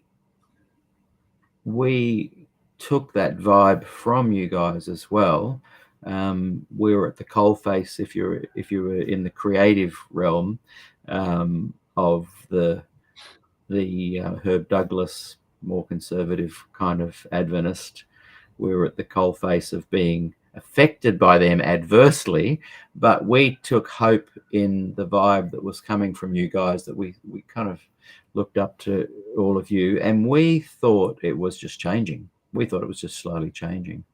And so we took, like you, our focus more into enjoying life, bringing the gospel into Adventism, focusing on Jesus. For me, with music ministry, I too didn't really, it was humming in the background, this stuff, and I was observing it primarily because I would weekly be called a tool of Satan or something for tapping my toes at a church gig. But outside of that, I was focusing on other things too. I think because I had great confidence that the world was changing, the church was changing. Jan Paulson comes in, beauty, it's all under control. I think now we could probably all look back and go, hang on a second. While we were happily getting on with our lives and focusing on, I think, the things that genuinely do matter, there was a coordinated, concerted effort to get rid of Jan, to take the church back to wherever they think is the golden era of Adventism. So I guess I'm glad, thank you for your answer, because I can now see that makes a lot more sense, where you were coordinated and doing different things, but you also, I think, thought things were changing, and it's better to focus on the things that are positive and happening in a good way. And I don't know if we thought things were changing. I guess we didn't care if they changed or not changed. We were just we just lived a different life. that kind of points to what you said something earlier, where you find the camaraderie in the groups that you choose to connect with, and therefore what goes on outside of that doesn't matter so much. Yeah. Mhm. I have a question for both of you, and that is how important, how will I put this? David and I were talking today about the fact that in the States, there are, you looked up the, how many Adventists do we have and how many colleges? 1.2 million. 1.2 million, and we have 63,000 Adventists in Australia. Yeah. Mm. So about half. No, listen. Listen. Yeah, Okay. 63,000 be half of one. What? Oh, 120,000. Anyway, a lot less. 5% or something. Mhm. In America, there are how many colleges? We have 13 colleges. And in Australia, we have one. Mm. So I'd like you to comment on that and how you think that this plays into some of this. Well, the situation in Australia, looked at from a distance, is very challenging because you have a very small group of Adventists, 63,000. We have 70,000 in our one conference. So it's a very small group of Adventists, and they are not. There aren't a lot of institutions. There's Avondale area. There's what's going on in Sydney. I guess there was something going on once in Melbourne. I don't know if there still is, but that's about it. There's what's going on out in West Australia. Nothing more than a high school. We should have a college out there. There is, I think. Carmel used to be. Oh, but yeah. I looked it up today, and it goes from K through 12. Oh, I didn't know that. Mm-hmm. So it's What are you kind of saying there? What am I saying about that? Well, I think it's very hard. I think if I know if you're looking at a group and you're a consultant, the first thing you ask is how many people are involved. The second thing you ask is how deeply are they polarized and how long have they been polarized? Mm. And thirdly, is the leadership enmeshed or is the leadership objectively distant? Mm. And I think in Australia, we have a small group of Adventists who have been polarized for a long time, and the leadership had gotten itself enmeshed. And some leaders were on this side, some leaders were on that side, but there was not the administrative distance that one would expect in a situation like this. It seemed like theological problems became administrative ones, and administrative ones became theological ones, and there just wasn't that distance there.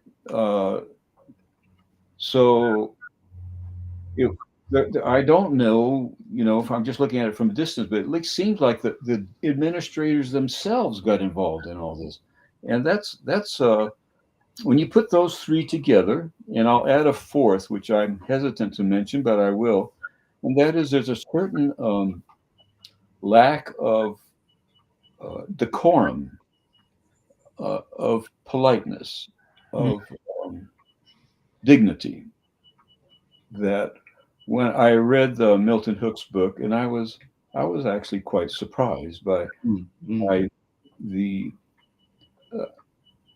cavalier and even unprofessional way people referred to each other. And I think maybe because they grew up together, but one never hears, in our country anyway, medical doctors criticize other medical doctors in public. That just wouldn't be.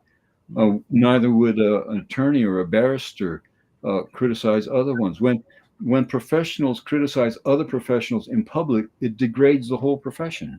I was well, he begins his book by Milton Hook talking about they're a gunfight, and sort of like Dr. Ford is a kind of a John Wayne killing all the adversaries. Well, we live in the Old West. Mm. We live there. 5 miles from us is Banning, and we have a shootout killing in the street every month. Oh, Yeah. every week at least. And we have knife killings all the time. Mhm. And they're not funny. I read the stats on that last night for some weird reason. It's like, And to talk about a theological exchange as a battle, a gun battle, that just, if anyone who reads the paper every week and sees another gun battle, it just really is a little unsettling. So I gather there are no guns in Australia, so people don't really know what people getting killed by guns is like, but it's terrible. It's just terrible. Yeah. They urinate, they defecate, they vomit, they bleed, they scream and yell. They don't just drop dead like in the movies. It's a terrible thing. Terrible thing. More of a Hollywood view of it. Yeah. So, but there's a kind of, Milton Hook calls some group mossbacks, things like that. Well, that kind of language would not be tolerated in any other denomination. Absolutely not. The bishop would call the person in and say, okay, I've seen you express yourself about your colleagues this way once, and I'm informing you that that won't happen again. And if it does, your ministry is concluded. That's how that would be handled in any other denomination. It would be handled not in any other denomination in Australia. You'll find this kind of lack of decorum melts through all of all of our culture. Wow. Just a denominational thing. You'll find just as brash.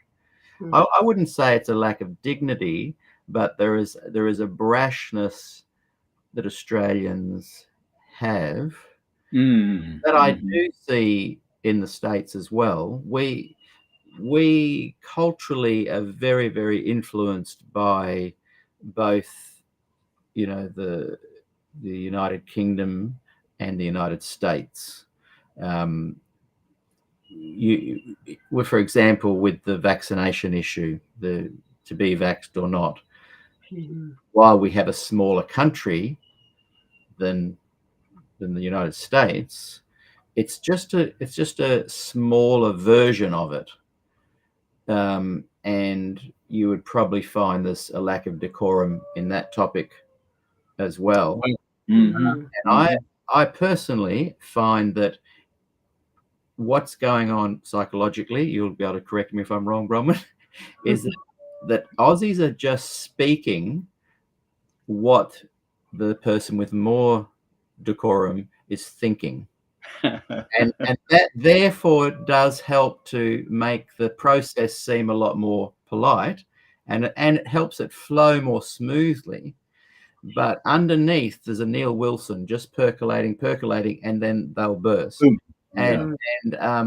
So my thought is that Australians, and perhaps more particularly Australians than New Zealanders or people living in the Pacific, there's a unique Aussie kind of way of expressing thoughts, a little bit like the Dutch, that just kind of will speak pretty bluntly before, what do we call it? We think out loud.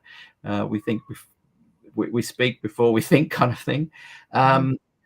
And I personally think that it's more because I have experienced from doing these interviews definitely what you're saying. When I talk to a scholar or an academic and I get a bit pushy and brash, I can feel their discomfort with that. And I know, because of my dealings with my dad was a scholar and an academic, and I've had so much to do with scholars and academics in my life. I know that someone will say something and it sounds very nice. They've got the decorum down, but I know, reading between the lines, that they've just done a nice little ad hominem attack, and they've done it more cleverly. And so that's just my personal opinion. I don't think there is actual, I think there's benefit in behaving like that. And, you know, I get into trouble all the time because I do have a little bit of that brashness myself. And I can feel it's very difficult for me to have someone like yourself on the show, because I was thrilled when Bruinsma came on, but so many scholars and academics, because of season 2, they kind of came on the show begrudgingly because Gillian asked them most of the time. They didn't like George Knight was almost shouting at me, "You're asking the wrong questions. You're asking the wrong questions." And I thought, oh, so you've got that exact same lack of decorum as I do. To see it. That's funny. And so when he and I, by the end of the interview, and I said, and people will hate me for saying this because I say it a million times, I said, I'm a street epistemologist.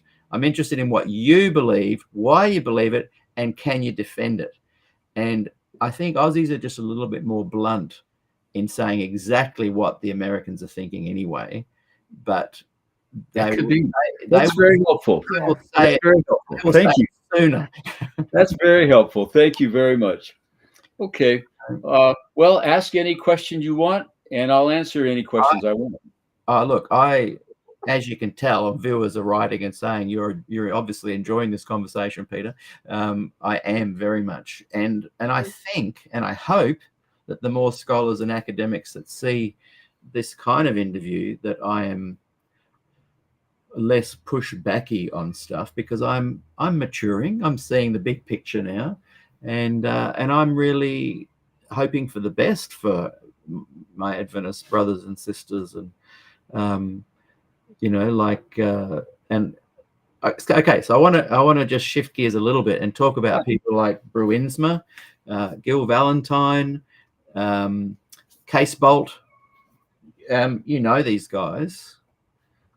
In a weird way, when you read between the lines of books like this, and Case Bolt's, what's the Miller's Daughter one, and he's got another one, that you can, in some way, they're providing fodder for people to actually find reason to leave the Adventist Church. What do you think? And again, this might be a psychological question. What do you think's going through their mind as they reveal some of these pretty shocking things about Adventism and Ellen White and leadership? Do they know that they're actually providing material for people like me? Like, I would say that a lot of those guys are the reason I left the church. I had my first impetus about the women's ordination, and then doctrinally I left because of what they revealed. But they are the first to say to me, "Hey, don't leave, stay. Things are changing." What's going on there? And you know, you've engaged with that kind of content. Bruinsma has as well, clearly revealing stuff about the church. Do they ever feel a bit guilty that their information is actually, or do they really want that? They want to stir the pot, and they're just doing it with politeness. I haven't read Case Bolt's book. He gave a number of presentations at our Sabbath school class, so I know that. I have read Gil Valentine's book. The only thing I thought about the book is that it showed these people, all of whom I knew, or at least most of them I knew, in just one side of their lives. They had lives, they had children, they went to the beach, you know, there was all that. And one got the impression, I think, that this was all consuming for all of them, which it wasn't. The other thing is that at some point, Gil Valentine said, and I don't know if this got into the book because I remonstrated with him a little bit, he thought that a good way to understand what happened was that Dr. Ford was interested in intellectual integrity and that the leadership was interested in pastoral sensitivity. And I thought that was overdrawn. I think that the people who were pastors were interested in intellectual integrity. And I know that Dr. Ford had a very intense pastoral sensitivity. In a way, he was a pastoral theologian. He was driven by the pastoral needs of people he met. Yes. These people were being burdened down by a version of perfectionism that was killing them, literally killing them. And I can see that because one summer I was fishing in Alaska. I was about 16 years old, and I came down to Everett, Washington, and spent the weekend with my grandmother who was living there. And she went to church. I didn't. She came back so depressed, just utterly depressed. I said, "Grandma, what happened?" She said, "Well, the minister said I had to be perfect, and I'm old, and I know I'm never going to be perfect." And she was just, and I was angry. I said to myself, who gave that minister the right to make my grandmother feel that way? Mm. That was ministerial malpractice. And I can, when those things happen to me, I just cast them off. But my poor grandmother was crushed, just crushed. And Dr. Ford sensed that there were thousands of people like that in the Adventist world, just like my grandmother, who needed to hear his message. And I am just as grateful as I can be that he did what he did and helped so many people who have told me what a blessing he was in their lives. So, like I've said always, I have nothing but respect and gratitude for his work. I am not as conservative as he is theologically, but that's beside the point. I I don't know how to express myself more clearly. That No, he you've really blessed expressed that. millions of people. Yeah. I maybe millions is too strong. Thousands of people Yeah. who were just like my grandmother, coming home from church utterly crushed by what they heard the pastor say. Now, that is well, I'm still, she's been deceased now for many years, but I'm still upset that my grandmother was treated that way. A pastor over here in Australia who had a great impact on my life because of his pastoral care. His name's John. His wife's Lynn. John and Lynn Den. Absolutely wonderful couple, and he's definitely one of these Adventists that does what you guys do. You find your nice place where there's people, your camaraderie's there. He focuses on his life, and he offers wonderful pastoral care to people that he's involved with.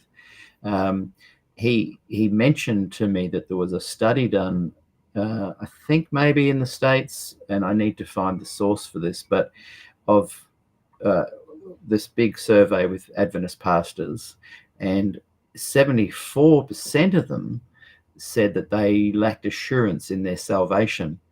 Now, one of the things that I think people love about Des Ford is he offered an assurance of salvation, and the relief of his message that breathed into the Adventist church was almost palpable.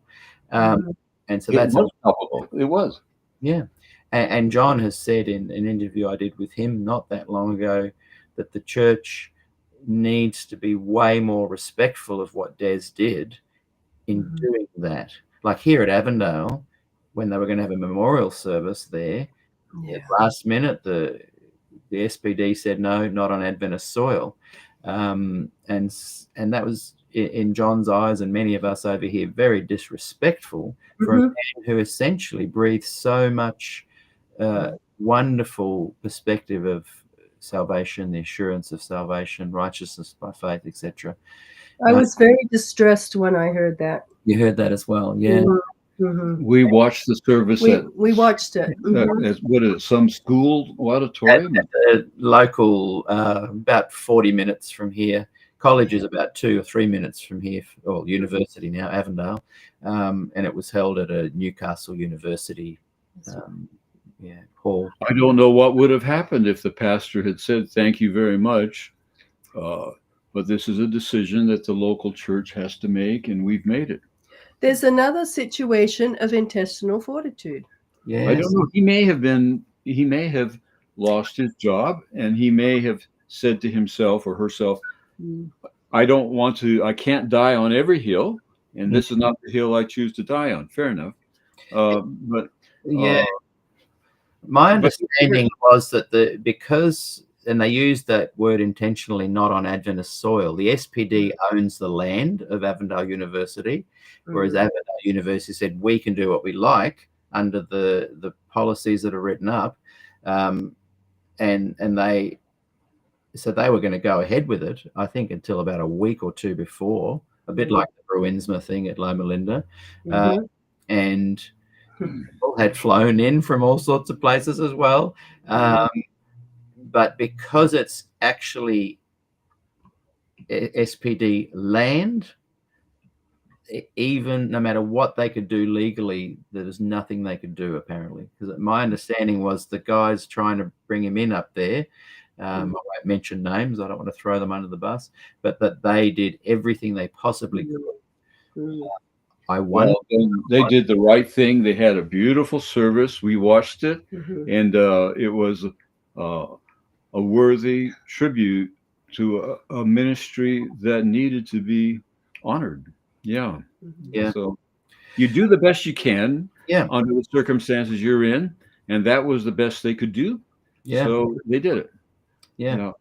And I think just going back to the Ryan de Bruinsma meeting here a couple of months ago, if it had been at Loma Linda, it would not have been taped. And because of what happened, so many more people got to hear him than would have otherwise. Yes. And boy, wasn't it a powerful presentation? Were you both helping to organize that event? You did organize it. Well, it kind of was sparked by me, but Larry Garrity did the whole work. We were on a committee. There was a committee that had arranged for him to come. The World Religions one? Yeah, a Center for World Religions we have. I think that's who did it. Yeah. And we received an email from one of them saying, well, it's been canceled and there's nothing we can do about it. And I wrote back and said, that's not the way we handle these things here. If it can't be on campus, we'll hold it off campus. And so then the thought was to take it to La Sierra. And the La Sierra president had agreed to it, but then he was persuaded not to do so. The new president. But since it had been at La Sierra, Larry had taken over the logistics of it when we handed it over to La Sierra. So then he carried through. And I think for about 3 days that weekend, he just worked. Morning till night. Yeah, just morning till night. Yeah. And he finally found a Catholic church that was willing to have us use their sanctuary or for a meeting. And Larry thought, well, this is okay. We finally found a place. It's a Catholic church. And I said, Larry, we cannot do that. That's just one step too far. So he then went back to work, bless his heart, and he finally found that the high school. And it was amazing because they had to have, one of the things they had to have is insurance. And of course, the little group that we had formed called the Society of the Remnant didn't have any money for insurance. And so Larry went to the university at La Sierra and said, could we piggyback on your insurance policy? And the treasurer was getting married that day. And he left from his wedding plans to come down and work out our insurance issue so we could have the meetings. Then he went back to his wedding. So it was an amazing thing. And but I thought that while you said it was powerful, I didn't think there was anything offensive about it. I thought it was just fine. Only offensive if you think that the Sunday law is the mark of the beast. Because he's inferred. Maybe we need to rethink that. I think maybe we have already rethought that. There's a young pastor called Christopher Mindanao who was on a podcast a few months ago, just before the Loma Linda Bruinsma thing. And he said on the podcast 2 things. One, that he doesn't believe, and he was an ordained, but definitely a pastor working for a conference over there somewhere. And he said that he didn't believe that the Sunday keeping was the mark of the beast. And he didn't, and he said he felt that the seal of God was the Holy Spirit, not the Sabbath. And within weeks, he was gone from his job. Well, now I wonder why he felt called by the Lord to say that. Now, Paul Tillich taught us a good lesson, and he said, every theological comment needs to be dovetailed with an existential need. And if we're talking about things for which people have no existential need, we should just put them on the shelf and let them be. And not many people have an existential need to know what the seal of God is, really. Although Paul thought it was pretty important. Well, the people, I'm talking about the people to whom he was addressing this. So one wants to ask, what do my people need to hear? So what, I'm a little surprised that he would do that, but he felt called by God to do that. I frankly don't understand why he did that. But anyway, that's the way he felt like he should. I think a lot of young pastors, he is, I don't know, mid-30s. I think a lot of young pastors out there recoiling at this notion that they can't speak topically on some of these issues on public social media platforms. I would say it's impossible for me now, harder and harder. I've had a couple to get a currently employed ordained pastor to come on the show. I literally had about 12 or 13 lined up a couple of years ago, maybe a year ago, to talk about women's ordination, and literally several of them wrote and said, the powers that be have said we cannot go on your show.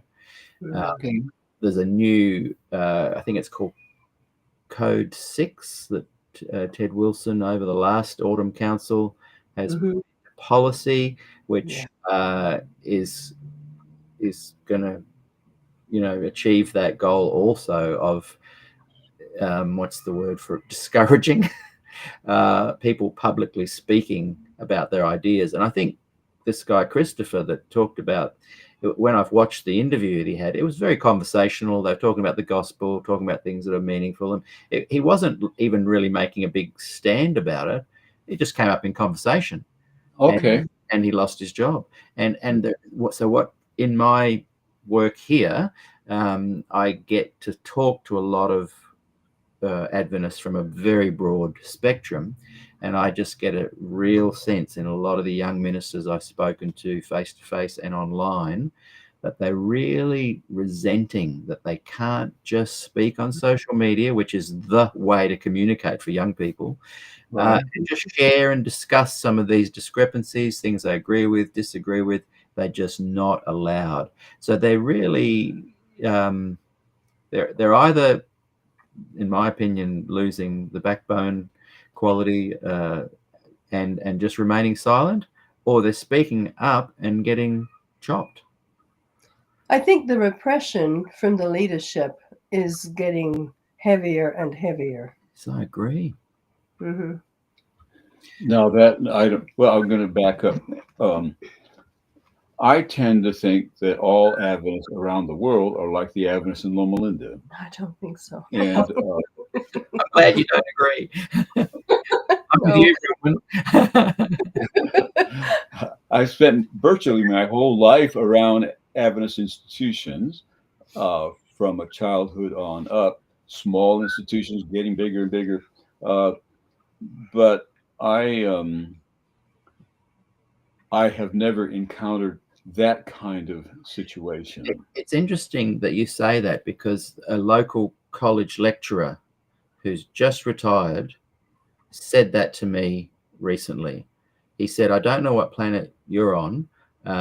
My experience with Adventism, it sounds like you don't understand the true diverse nature of Adventists. And I thought, well, after 350 interviews with many, many different Adventists, I beg to differ. I think I've got a very good coal-face understanding of Adventists. And while at places like Avondale, Loma Linda, other institutions where there is way more freedom. I'm just not seeing that out here. I get 1,500 messages a week. Oh my! Oh my!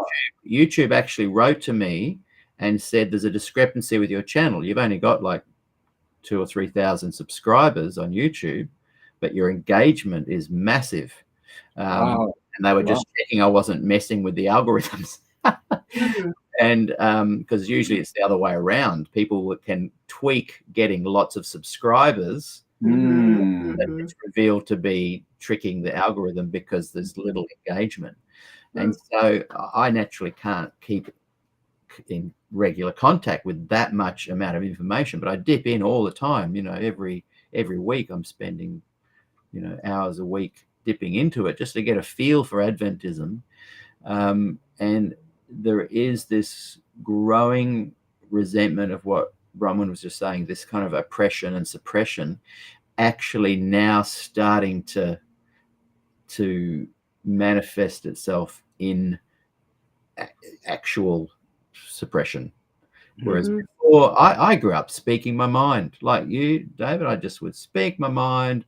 I'd be on stage somewhere. I remember at the Sydney Adventist Hospital singing music for their one of their worship services down there. There was 2 churches on campus. One was more liberal, one was more conservative.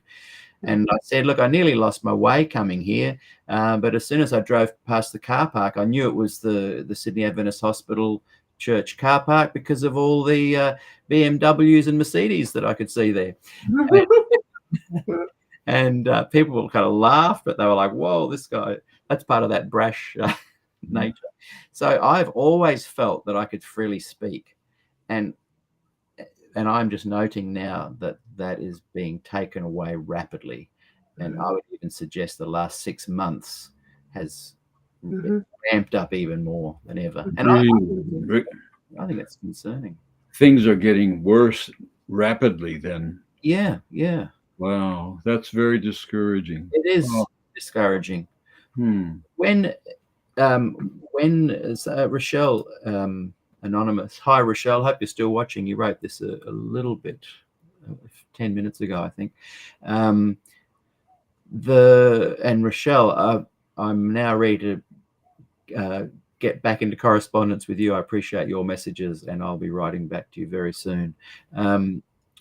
Rochelle, I won't say much because it might be private. I won't say where she's at the moment, but she's mentioning here assurance of salvation is in Adventism is not possible.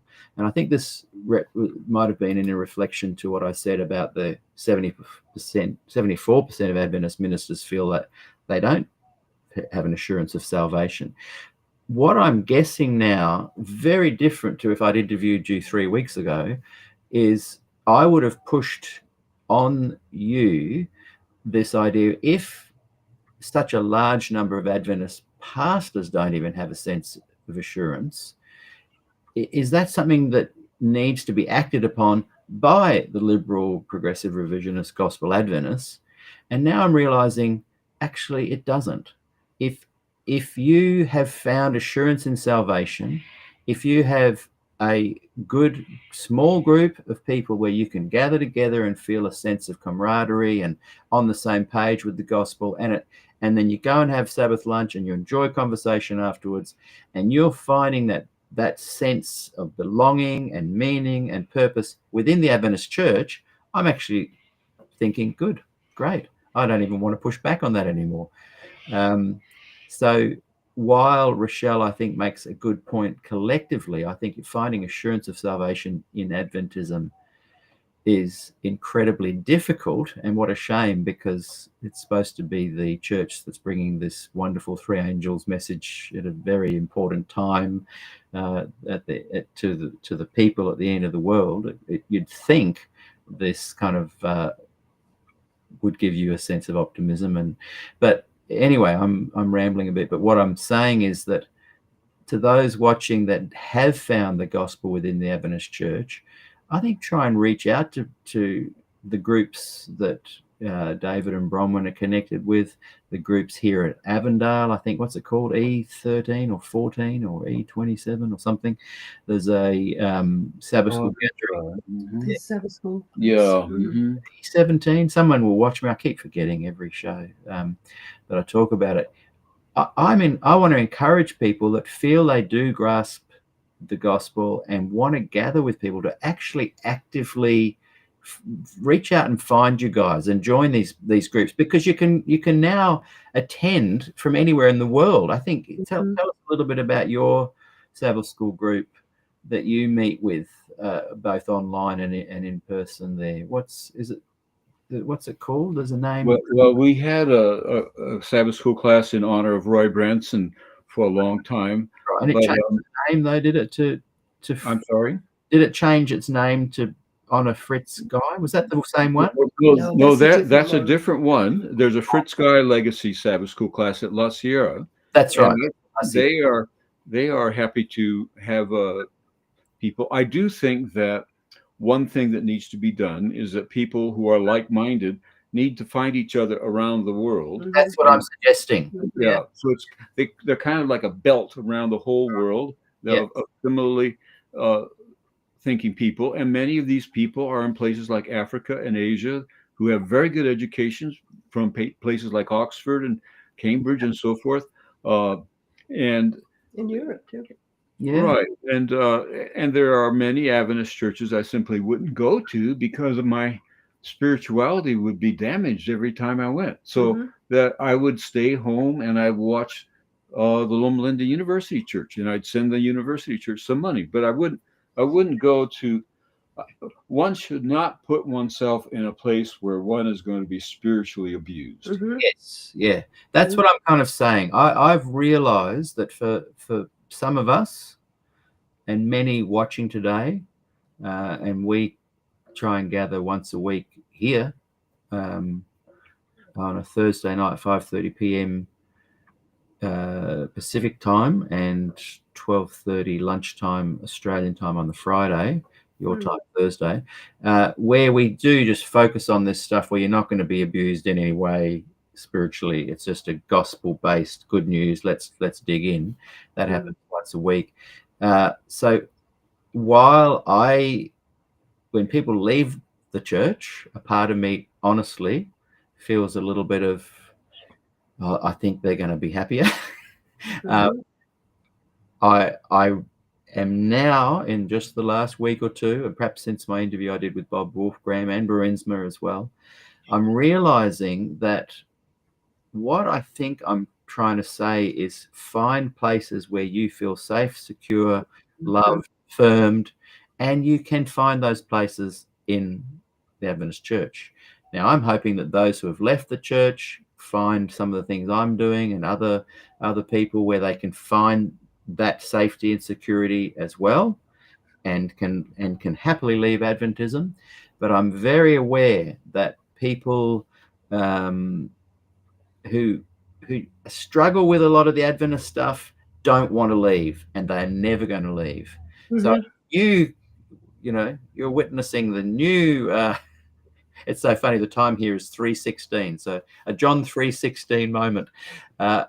I'm now wondering if there's a way that you guys can somehow let everyone, not by you guys, I'm talking to the Avondale. Actually, Peter Mashenko just said to me, E14. So I'm wondering, those who do seek this, stay in the church, but have a feeling of a bit more freedom and talk about salvation and biblical matters in a more gospel Bible focused way, shall I say. I'm just wanting to encourage and wondering, how can that occur? Like, is there a way you guys can network? Is there something already happening? Can someone watching put their hand up and simply say, I'll create a website and I'm going to put down E14, Loma Linda, La Sierra, and just because, like you say, there's a belt right around the world. And my advice, having left the church and found my identity and a lot of joy and feeling of liberation outside, for some weird reason, feel a sense of, hey, but maybe here's an idea. Why don't you guys network a bit more? And I think you'll actually help each other and benefit a lot of young people that are feeling incredibly alienated, suppressed. I'm not suggesting start a movement. I'm just saying people are looking for this. How can they find it? Maybe we could give you a list of the meetings that take place on a weekly basis that we know of. I would love that. I'm happy to help and put it out there. Yeah. Okay. Well, let's put a challenge out to those watching. Send me a list of places that you think represent this kind of Adventism we're talking about. Let me just mention some that come to mind right now. There's Adventist Today. There is the one at Sligo, and I forget what they call Faith and themselves. Reason. Faith and Reason. There's one at PUC. There's one at PUC.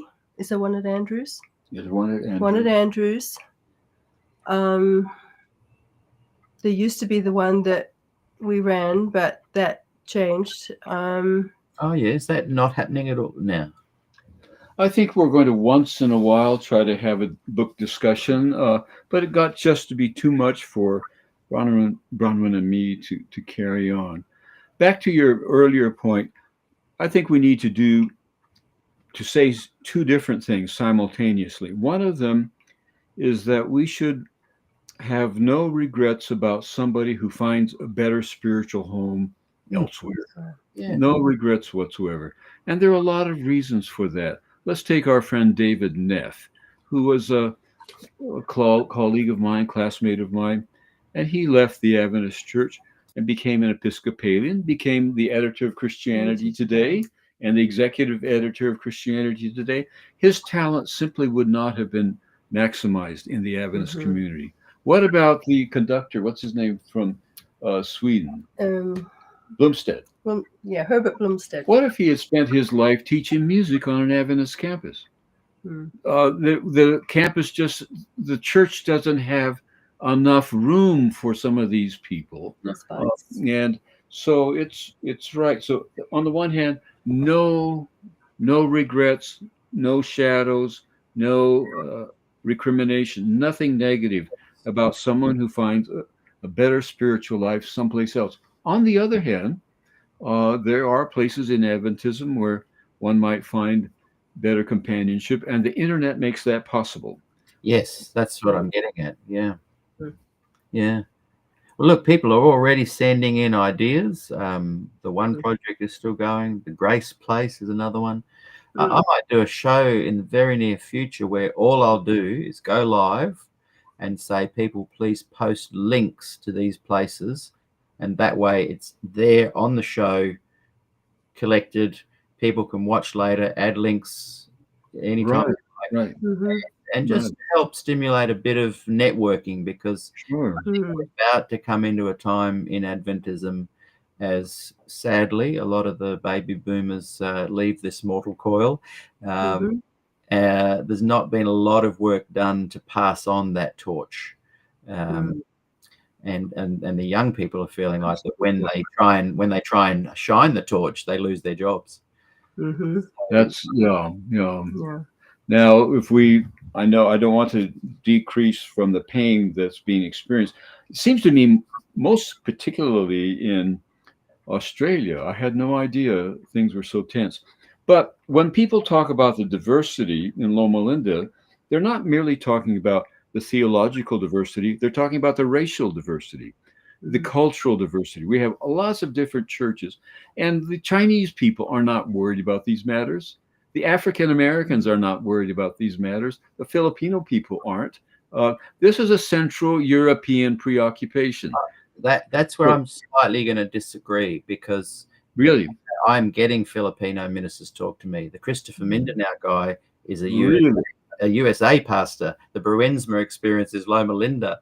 This suppression is, I'm just like, it's almost in many ways it's anecdotal, but because I have such a diverse range of people watching, it is everywhere.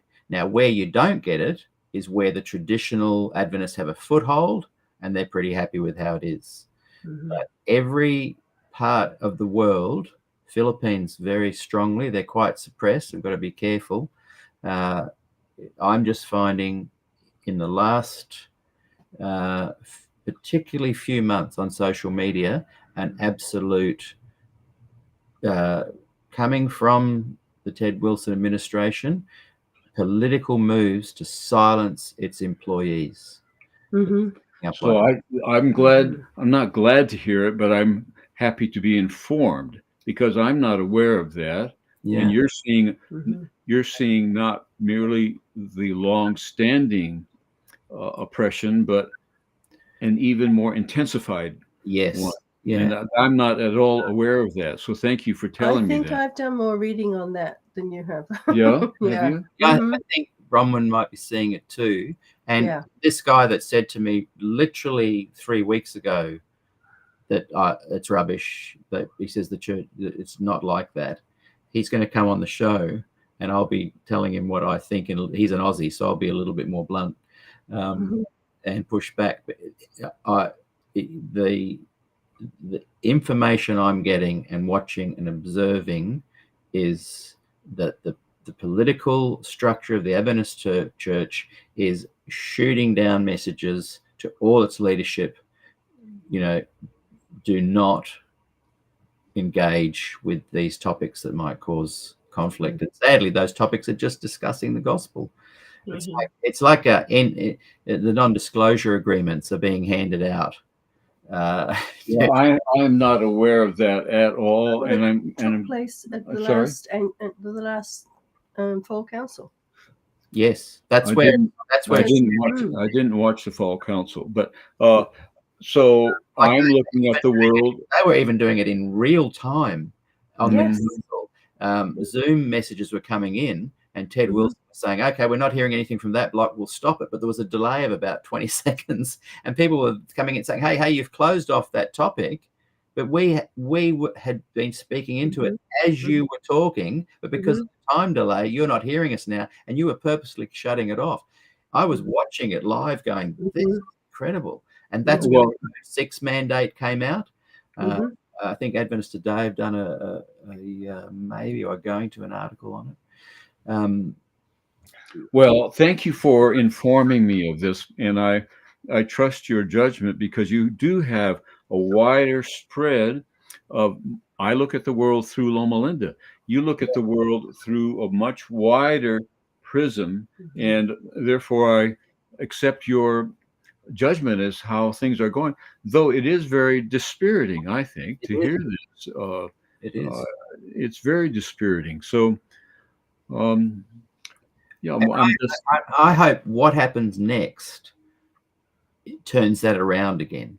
And I believe in this little chat we've had even now about, hey, let's get some people sharing links to people who want to gather in places like you're talking about. Let's get them a little bit more feeling a sense of a global camaraderie that may then help to turn this around. I'd love it to go back. My experience in the Adventist Church, though I had occasional, spiritual abuse and whatnot occur. I read this book. I can't find it, but there's some books out there that scare you about the time of trouble. But the majority of my time was great. I felt I could speak up. In fact, I felt this sense of I was, like being able to be a bit of a musical activist and do a mini Bob Dylan version of good politics, and we all felt that. So, did you see the Bob Dylan movie yet? Is that the one that's just a recent one? Yes. Yeah. I haven't seen that. We went and saw it. Yeah, it's good, but I like the music wasn't as good as it is when you listen to it on your own record or something. But I couldn't help but thinking the times are changing, right? Yeah, that's right. But that was a long time ago, and guess what? The times are not changing. I know. That's right. In some ways, that's a little bit of the kernel of the essence of what I'm trying to say. Yeah. Well, I'm taking that message very seriously, Peter, and I appreciate you telling me because I'm not aware. For one thing, I'm retired. Another thing is that I've taught 46 years on one campus. Yeah. And I see the whole world through that. That's like this guy that's just retired here at Avondale. He's been there for years and years. And I think it's great to have that family to have been a part of. I feel that. Like I feel like I'm an Avondaleist, not an Adventist. There you go. Mhm. You know, I'm huge friends with Norm Young, lives down the road. He's still alive. Dr. Lindsay, literally, I could throw a stone and hit his house. You know, their kids, family, you know, I feel what you're talking about. It, One of the reasons we don't move away from Loma Linda is that we would be an absolute fish out of water yeah, if we moved to like the Midwest or even Tennessee. yeah. It is so legalistic still. Well, we wouldn't change our church membership. We'd just leave it here at Loma Linda. And that would be, and there are people from all over the world who belong to the Loma Linda Church. Yeah. After the service every week, Dan Matthews gives birthday greetings and wedding celebrations to people all over the world who are members. Yes. But sometimes when I used to go to church, I would feel embarrassed or angry or both. And I just decided I'm not going to do that. Now, I'd like to get back to the question of assurance just a little bit and tell you how I worked that out. Okay. Sometime when I was a youngster, about 14, I heard that if I had one unconfessed sin, I would lose my eternal life. Yeah, now, I don't know where I picked that up, but somehow I picked that up. And you might have read The Great Controversy. Yeah. Is it in there? Oh my age. So I took that very seriously, and I went into my dad's study when he wasn't there and put up a piece of paper and got my pencil out, and I couldn't think of one because I had a lot of sins, but I had confessed them all. I was all up to date on my confessions. And I sat there. Finally, we were living on an acreage. I went out by a bale of hay, and I knelt down and I said, "Dear God, I've done the best I can. From here on out, you've got to do the best you can." And that was it. That was my issue of assurance. From there on, I haven't worried about it. Yeah. So, I think what are sins for some people are not sins for others. Yeah. And when we put that label on others and expect them to do certain things, that hurts that person. Yeah. Yeah. I think this has been in very many ways an enjoyable interview, but for me, it's been a somewhat sobering and maybe even dispiriting one to hear how things are going more generally around the world. For me, it has been a very positive one because the last 3 to 6 months, I have been getting a lot of disparaging comments from the community that really you guys come from, because they are masters at the ad hominem attack at a scholarly, academic, seemingly nice approach. But because I can read between the lines, I know the put downs. And so what I'm finding positive about this conversation is we're obviously getting on and we're enjoying the conversation, and like each other no matter the position we've taken, and I think that's good to convey that to others, but also because I think this idea that's come in basically from the conversation that maybe we can help network, those that are like-minded to enjoy that fellowship.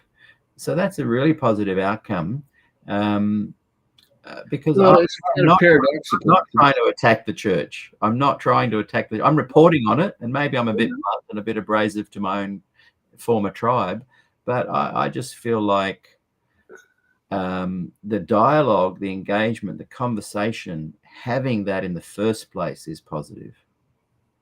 Well, you feel better for having been on this. I feel worse. How do you feel, Bronwyn? Because I didn't know things were this bad.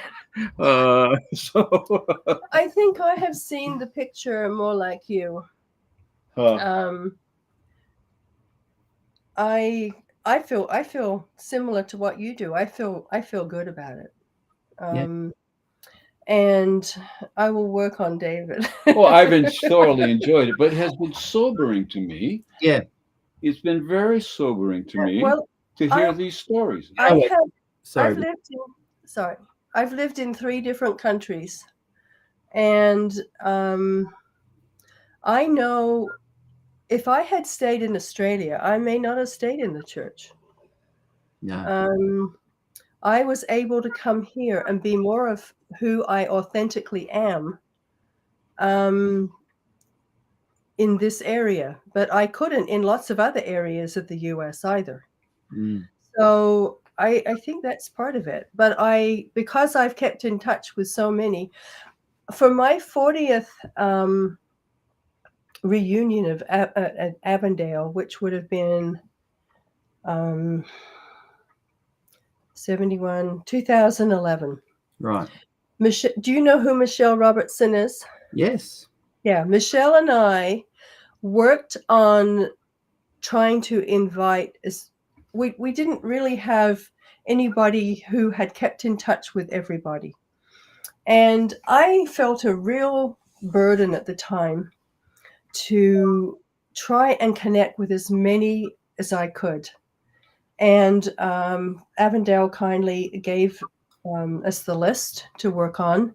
And I did a lot of research. I became detective, actually, and found people that they'd lost track of for years. But in talking to some of those people, when I finally did get through to them, and I called every single person I could or emailed or whatever. But some of them said, well, Bronwyn, and I was known as Bronnie back then, we couldn't come because we don't believe, what you believe anymore. And I said, I don't care what you believe. You were part of our class. You were part of, my experience at Avondale. I want to see you there. And there were more there that year. People came from all over the place. Yeah. I had one friend who hadn't set foot inside an Adventist church for years. She flew from Tasmania and came. Yeah. So, yeah, I have sensed this for a long, long time. Yeah. Yeah. Look, and I won't go into depth with some of the names you mentioned there, but the irony is that most people don't approach it the way you did. And that's sad, because the people outside that I'm now fellowshipping with, that are watching right now, I'm seeing the comments, feel betrayed and hurt. And the reality is that expression of that hurt, whether it's angry, frustrated, whatever way, is valid. And you validated them. You said it's okay where you are, what you think, what you've been through. You were a part of this, and there's a home.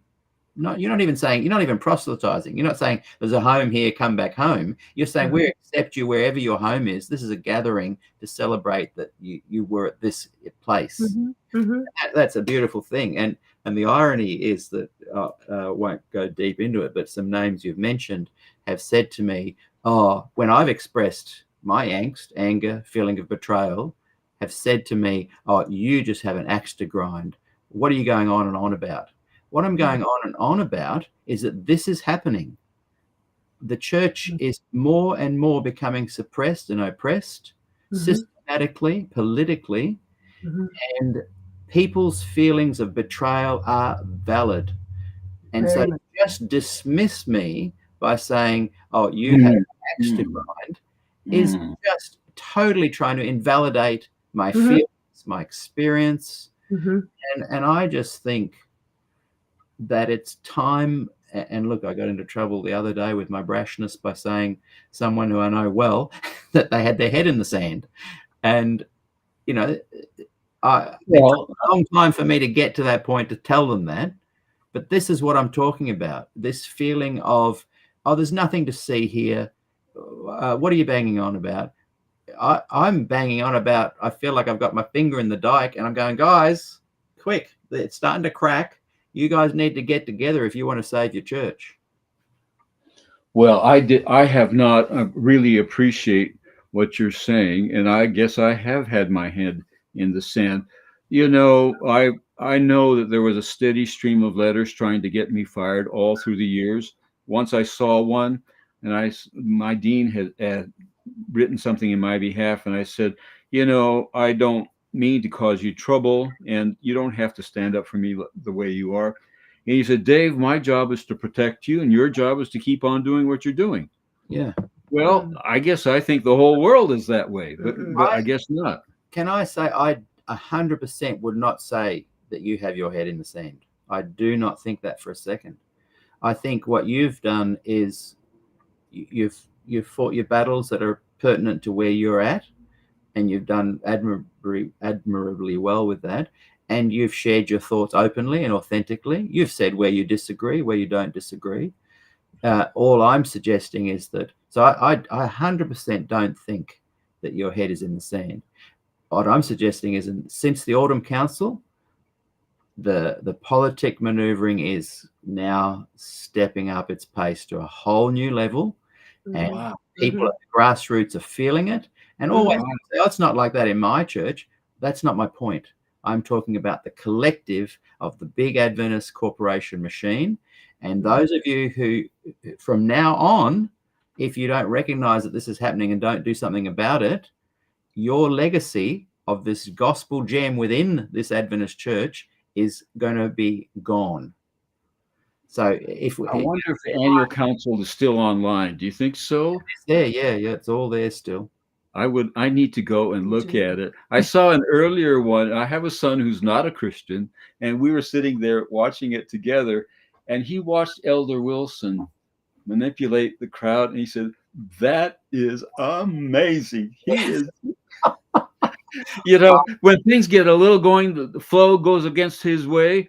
Brothers and sisters, let's kneel for prayer. Right? Oh, I can't stand the way he uses it to manipulate people. He bought time by saying, in the recent one, by saying, we're just going to read from Ellen White. And then he spent 20 minutes reading and reading and reading and reading, totally chewing up the time. I heard that he had done that. Yeah. It's hilarious on the one hand, but also, like you say, disheartening on the other. Stephen, I'll go look at the Autumn Council, because that may get me in touch with the real world a little bit. And I am suggesting, and this is literally hot off the press. Stephen Beagles is watching Gospel Adventist YouTube channel, great channel. Go and watch it, everybody. But Stephen Beagles and I totally disagree on theology and a lot of this stuff. But he and I did try and set up a little website where we could put links. But you know what? People aren't really going to websites anymore. They're interacting on YouTube, on Facebook. And so the hot off the press thing today is, those watching, I'm going to do a show hopefully next week, a short one, where I'm going to say Gospel Adventist, Liberal Revisionist, Loma Linda, E14, Avondale, wherever you guys are, send me your links. And let's simply not try and change the world. Let's simply get this belt of Adventist kind of, this kind of assurance salvation tribe, just watching each other's material and feeling a part of something. That's all. Right. I'm a little surprised that people would dismiss you as having an axe to grind or whatever. You're in touch with a real constituency, a real constituency. I think what it is, and to be honest, I have brought this on myself. I think what it is, I don't think before I speak sometimes this, but I think it's because I didn't realize that people's belief in the Adventist, like if you're an Adventist, your sense of identity is very closely held with your beliefs.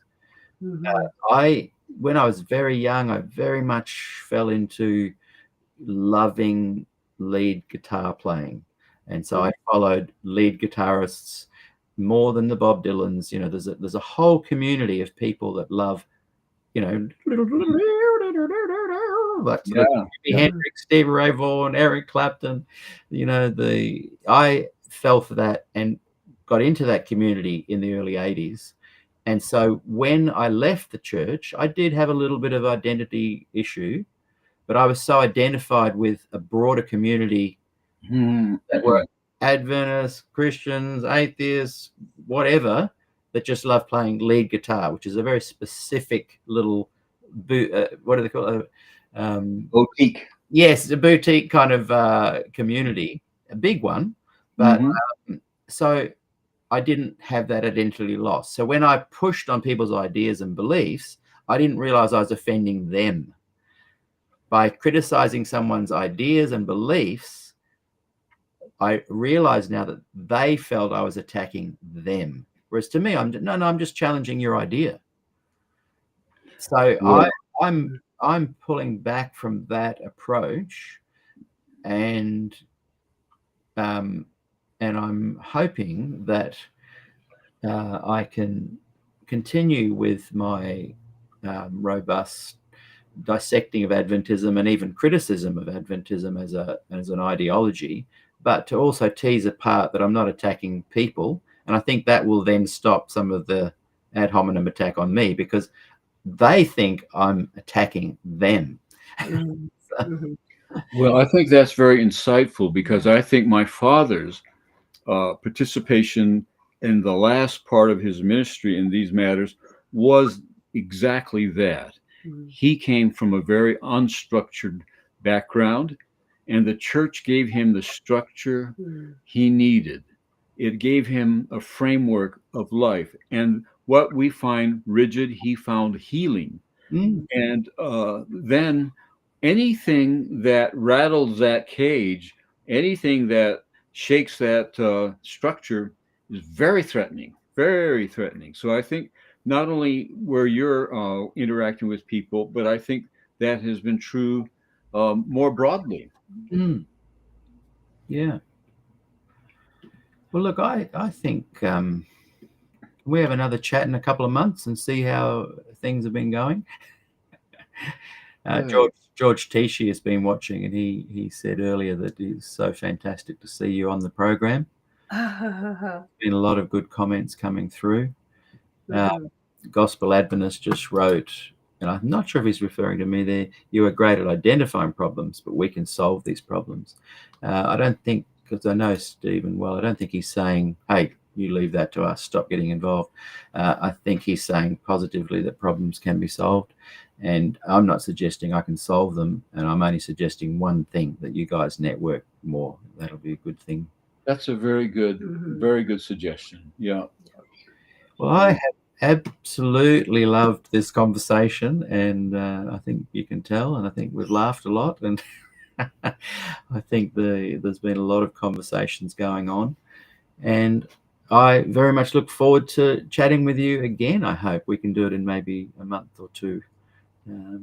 I won't hold you. Thank you. Yeah, thank you for this time of yours, sharing your time. It's been wonderful. But also thank you for your very special ministry. Yes. You're serving a very special constituency. You are. And God has put this mission on your heart, and you're fulfilling it. So good on you.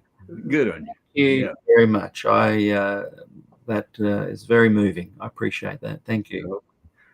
Well, until next time, and see you, everyone. Tomorrow we'll be back with Nancy and Mark sharing a good news message. So join us then, and we'll see you guys when we see you. Okay. Very good. Thank you, Peter. Thanks, Peter.